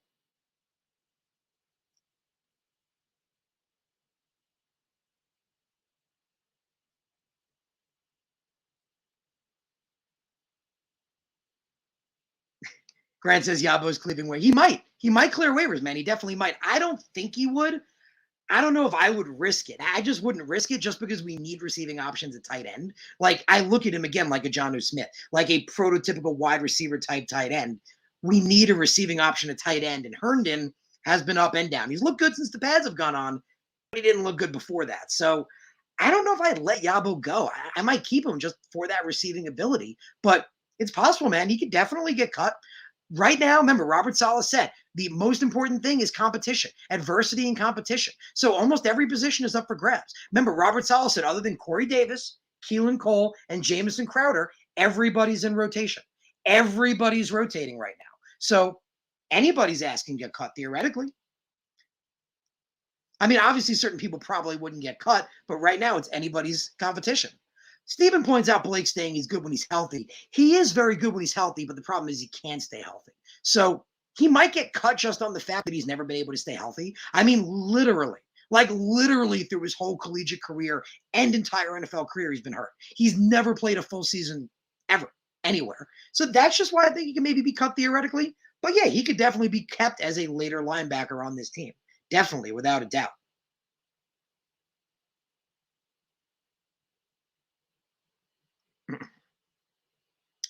Frankie, shout out to should we take a flyer on Wells, tight end at TCU? Bengals just released him. It's maybe. I mean, I don't have his numbers off the top of my head right now. Stats in front of me. I could look it up quick. Bring it up for you guys. Bring up David Wells stats. Let's take a look. Let's see what we got going here.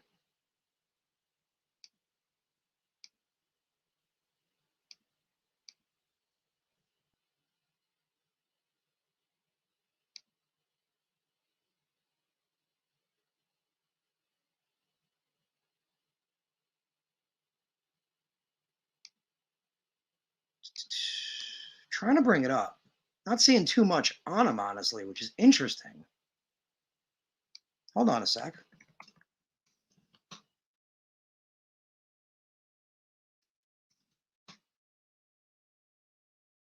Okay, so David Wells, the tight end.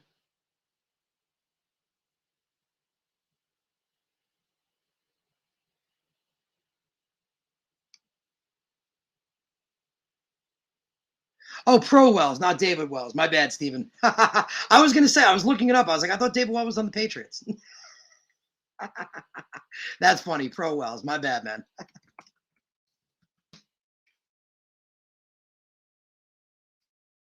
Let's see. So I don't know too much about him. I'll be honest. I don't remember him as much. I believe is he a rookie this year, or he trying to find stats on him? I don't remember him as much. I'll be honest, which is surprising to me. The name's not ringing any bells. I don't know why.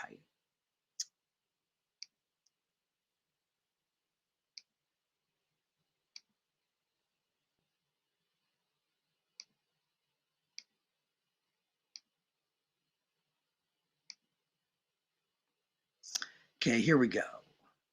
So yeah, Pro Wells is 6'4", 257 from St. Petersburg, Florida. I'll be honest, I don't remember enough about him to be able to say that much. I'll be honest, I didn't dive into him that much. I don't know enough. I'll be honest. I don't know if you guys are a big fan. I was thinking when you said David Wells, it's funny. I see you guys throwing up the David Wells stuff.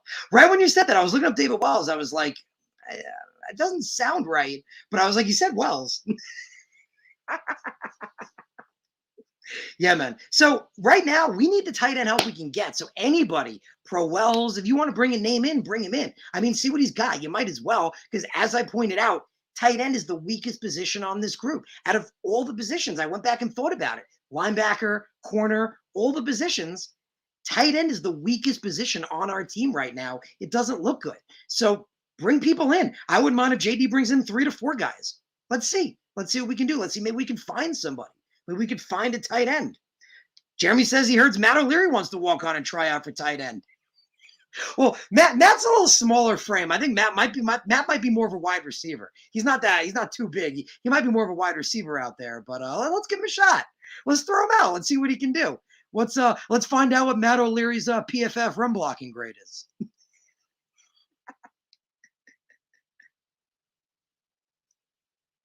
Yeah, no doubt, man. And I've always been that way, and I appreciate you pointing that out. As you guys know, I always do my own draft eval. Remember, I gave the shout out to Joe Douglas. When I was doing my draft eval, I was looking at 4-3 outside linebackers. You guys remember guys like Charles Snowden, Chaz Surratt. I don't know why I'm blanking on names right now. The draft, like Nick Bolton, so many guys I really, really liked at that position. Then Joe Douglas goes and gets Jamie and Sherwood and Hamza Nasruddin. And I'm like, this dude's beyond me. Like, this dude's getting safeties to play hybrid linebackers. Immediately, I think of that Keanu Neal type, and I'm like, we're not worthy. Like, we're not worthy of the intelligence that is Joe Douglas. See, I do my own draft eval. I dig in really deep. I like to think, for a working professional, I do a lot of draft eval, and mine is unique. I've always felt my takes are different than others. And people have always asked me about that. Like when I had Rashad Bateman as one of the best wide receivers in last year's draft. Everyone's like, even better than Jamar Chase? I was like, maybe. I think he's arguably the best wide receiver in this draft. And everyone's like, that's not what everyone else says. And I'm like, well, yeah. I'm giving you my draft eval. So yeah, my draft eval has always been a little different, and it's always been a little, my own personal opinion. So like I said, I appreciate that, man. Shout out. But yeah, I don't 100% know, much about Pro Wells. But like I said, bring anyone in. Bring in any tight ends you can find right now. I could bring up a list of tight end free agents. Let's see if you guys want. Let me shoot out a list of tight end free agents and come up with lists of guys that I like based on it. Let's see. So top remaining free agents, according to Pro Football Network. So if they're not a free agent, it's Pro Football Network's fault.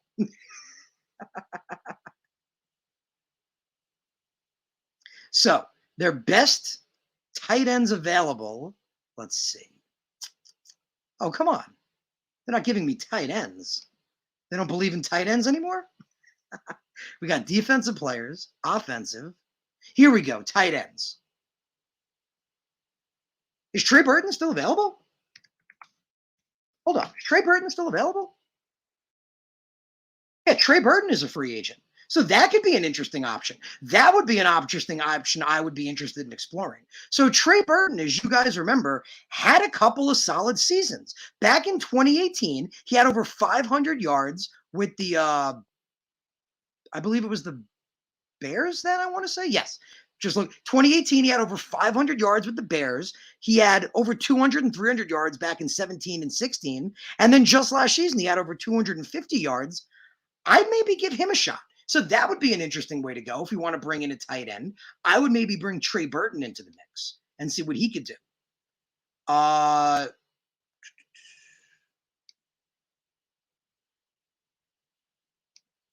Let's see who else we got. I believe Grant just said Jesse James just signed, if I remember that correct. Because I like Jesse James. I actually like Jesse James a pretty good amount. I was actually a fan of him back when he became a free agent a couple of years ago, and I wanted him. I wanted to get Jesse James.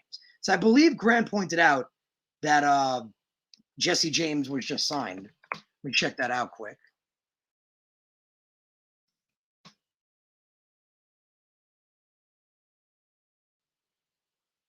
Yeah. So Jesse James is now on the Chicago Bears. So Jesse James off the list.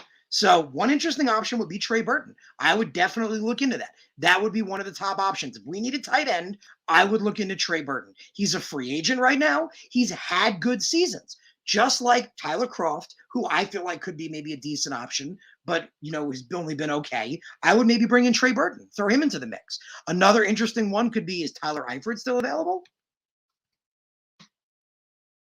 Let's see. Tyler Eifert. You need a tight end. What about Tyler Eifert? Tyler Eifert, same thing. Had a couple of really solid seasons at a point. Tyler Eifert had over 600 yards back in 2015, had over 400 yards 2 years ago, over 300 yards last year. So those are the two top names I would bring up. So people saying the Jets need a tight end, my opinion would say bring in Trey Burton, bring in Tyler Eifert. Let them compete. So there's my answer. Tight end, weakest position right now. Vern says, didn't Burton have a bad injury? I'm not sure. He might have. It's very possible he might have had a bad injury because he has potential. He definitely does. So I'm not sure. I'd have to look up the injury. Let's see. I know he got hurt in the past. I don't know if he was still hurt. I know he was hurt not too long ago, like last year. I believe he was on injured reserve. He got hurt. I don't know if he's still hurt. It says, all I could find is, again, that he was on injured reserve last year. Like Steven says, he's almost 30. I agree. We don't want older players, but again, we need tight ends. The question was, who would you want as a free agent tight end? And again, there's not many good tight ends available. That's how you have to look at it. Remember, I gave that take. Remember when Joe Douglas brought in guys like Ryan Khalil? Remember, Joe Douglas was brought in 2019 after free agency, after the draft. He was brought into an impossible situation. He could have, remember, just washed his hands of the whole ordeal and been like, well, I've been put in this impossible situation. Forget it. I'm not going to try. But he didn't. He tried to bring in guys like Ryan Khalil. So again, in this situation, feeling the tight end is not a good option. I feel like Trey Burton and Tyler Eifert. Again, I see what you guys like. Shout out to Yasmir. Yasmir is pointing out Tyler had a couple of injuries, significant ones in the past. Yeah, they both had injuries in the past, but they've both been okay. So my take on it is, if you feel like you want to bring in another tight end body to see if you can have someone compete for the mix because you feel like tight end is a bad position, that would be my answer. My answer would be either bring in Trey Burton, bring in Tyler Eifert, or bring in both and see what you can do. But again, as of right now, my take's been, and Blunted pointed out as well, that the tight end is the weakest position on this team. That's how I felt. Again, reanalyzing the corners, reanalyzing the linebackers, tight end is the weakest position on this team. So that's going to pretty much wrap it up for the show. If you guys have any, last minute questions, now's the time to ask. It's funny, I'm going back. I noticed since I mentioned David Wells, there's a lot of David Wells comments. Let's try David Wells at tight end. Let's put the picture at tight end.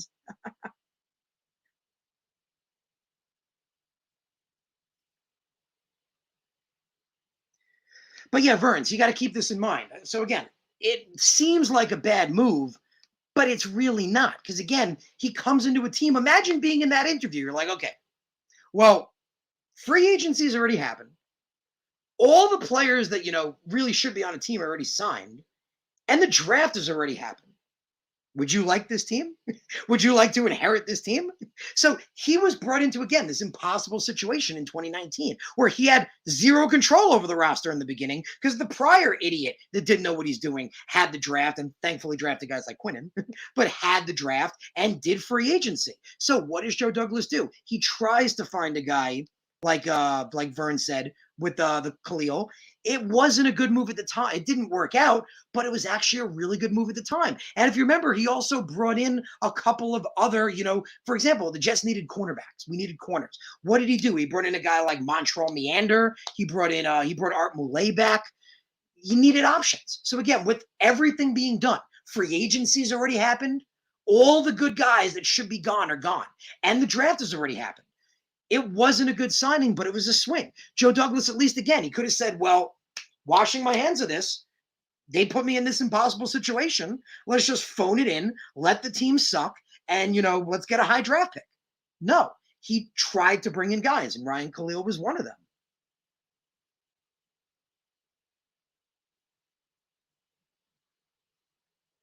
So Stephen points out Becton and AVT on the left side, Moses and Crop blocking on the right, Resco at fullback. Which way do you run? The answer, Stephen, is everywhere. That's the answer, baby. The answer is I run left. I run right. I run up the gut. I run everywhere. And that's what's exciting about it. We have a good offensive line, man. We really, really do. Becton and AVT locking down that left side. Moses looked great at right tackle in those two series he played. Like you mentioned, Croft blocking on that right side. Greg Van Roten looked good. Connor McGovern should be stepping up. So yeah, man, with that offensive line, Wesco at fullback, I'm running it everywhere. I'm running it left. I'm running it right. I'm running it down the gut. I'm running it, and then I'm opening up the play action, and I'm killing the team that I'm playing. That's what I'm doing.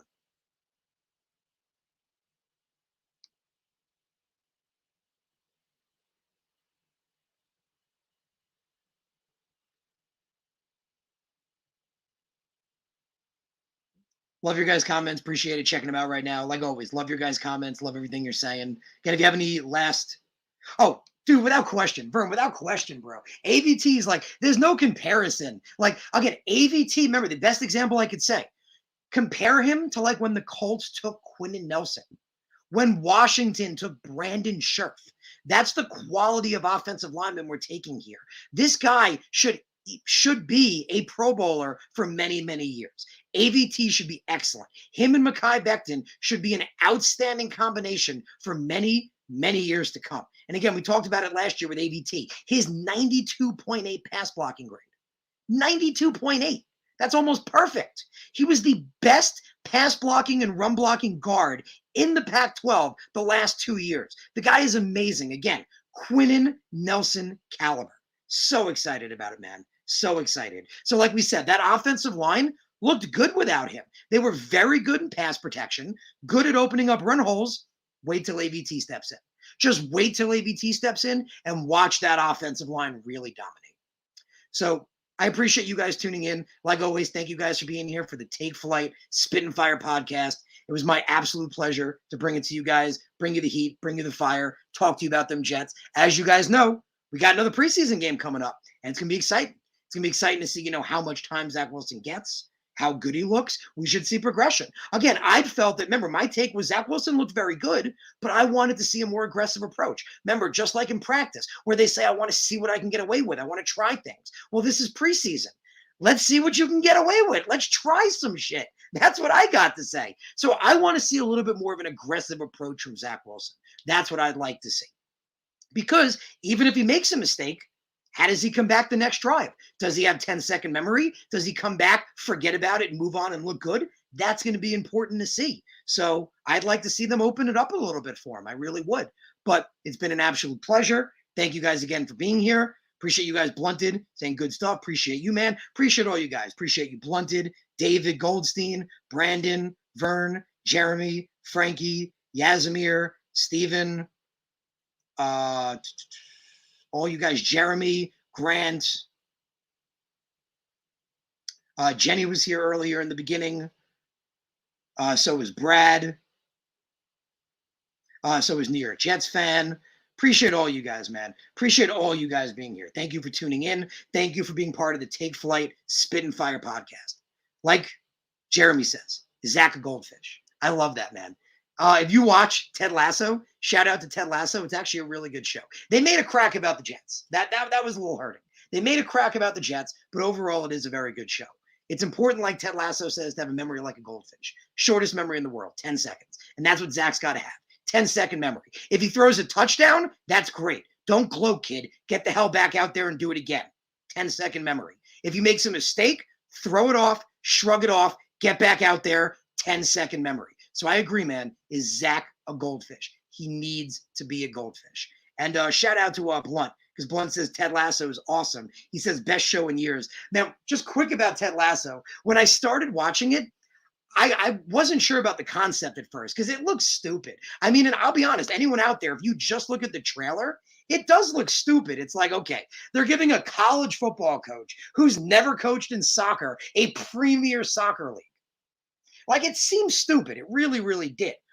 But if you watch the show, it makes sense. I don't want to give anything away, but there's a reason he's hired. There's logic behind it. It makes sense. But more important, it's what Ted Lasso brings to the competition.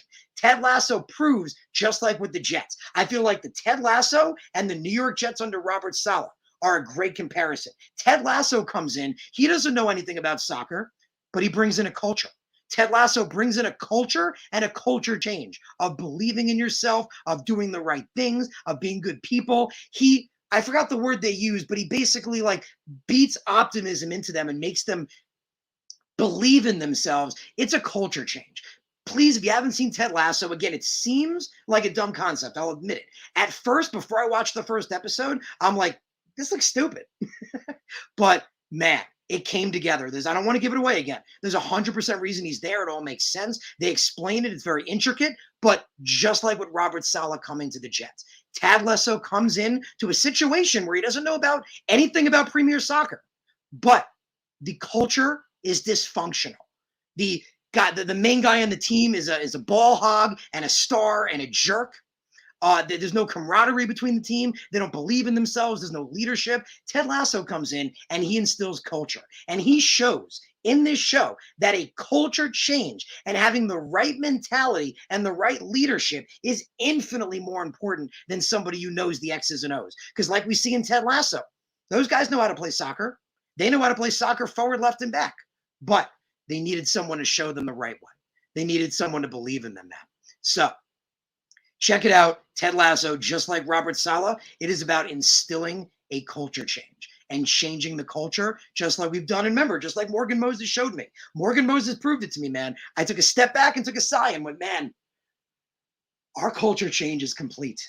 Our culture change is here. It is complete with Joe Douglas, with Robert Saleh, with Zach Wilson, with the belief and the philosophy of building in the trenches through the offensive and defensive line.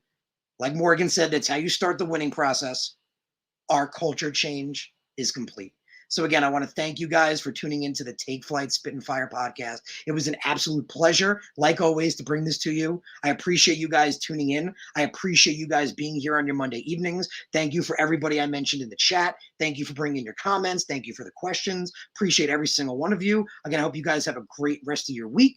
If you haven't, please follow me. If you see right on the bottom, you'll see there's a logo for my company right here. If you click on that, you can subscribe to the channel. So please, if you're not subscribed, I ask you to please subscribe. Thank you again for tuning in. I will see you guys next Monday. We look forward to the preseason this weekend, and go Jets!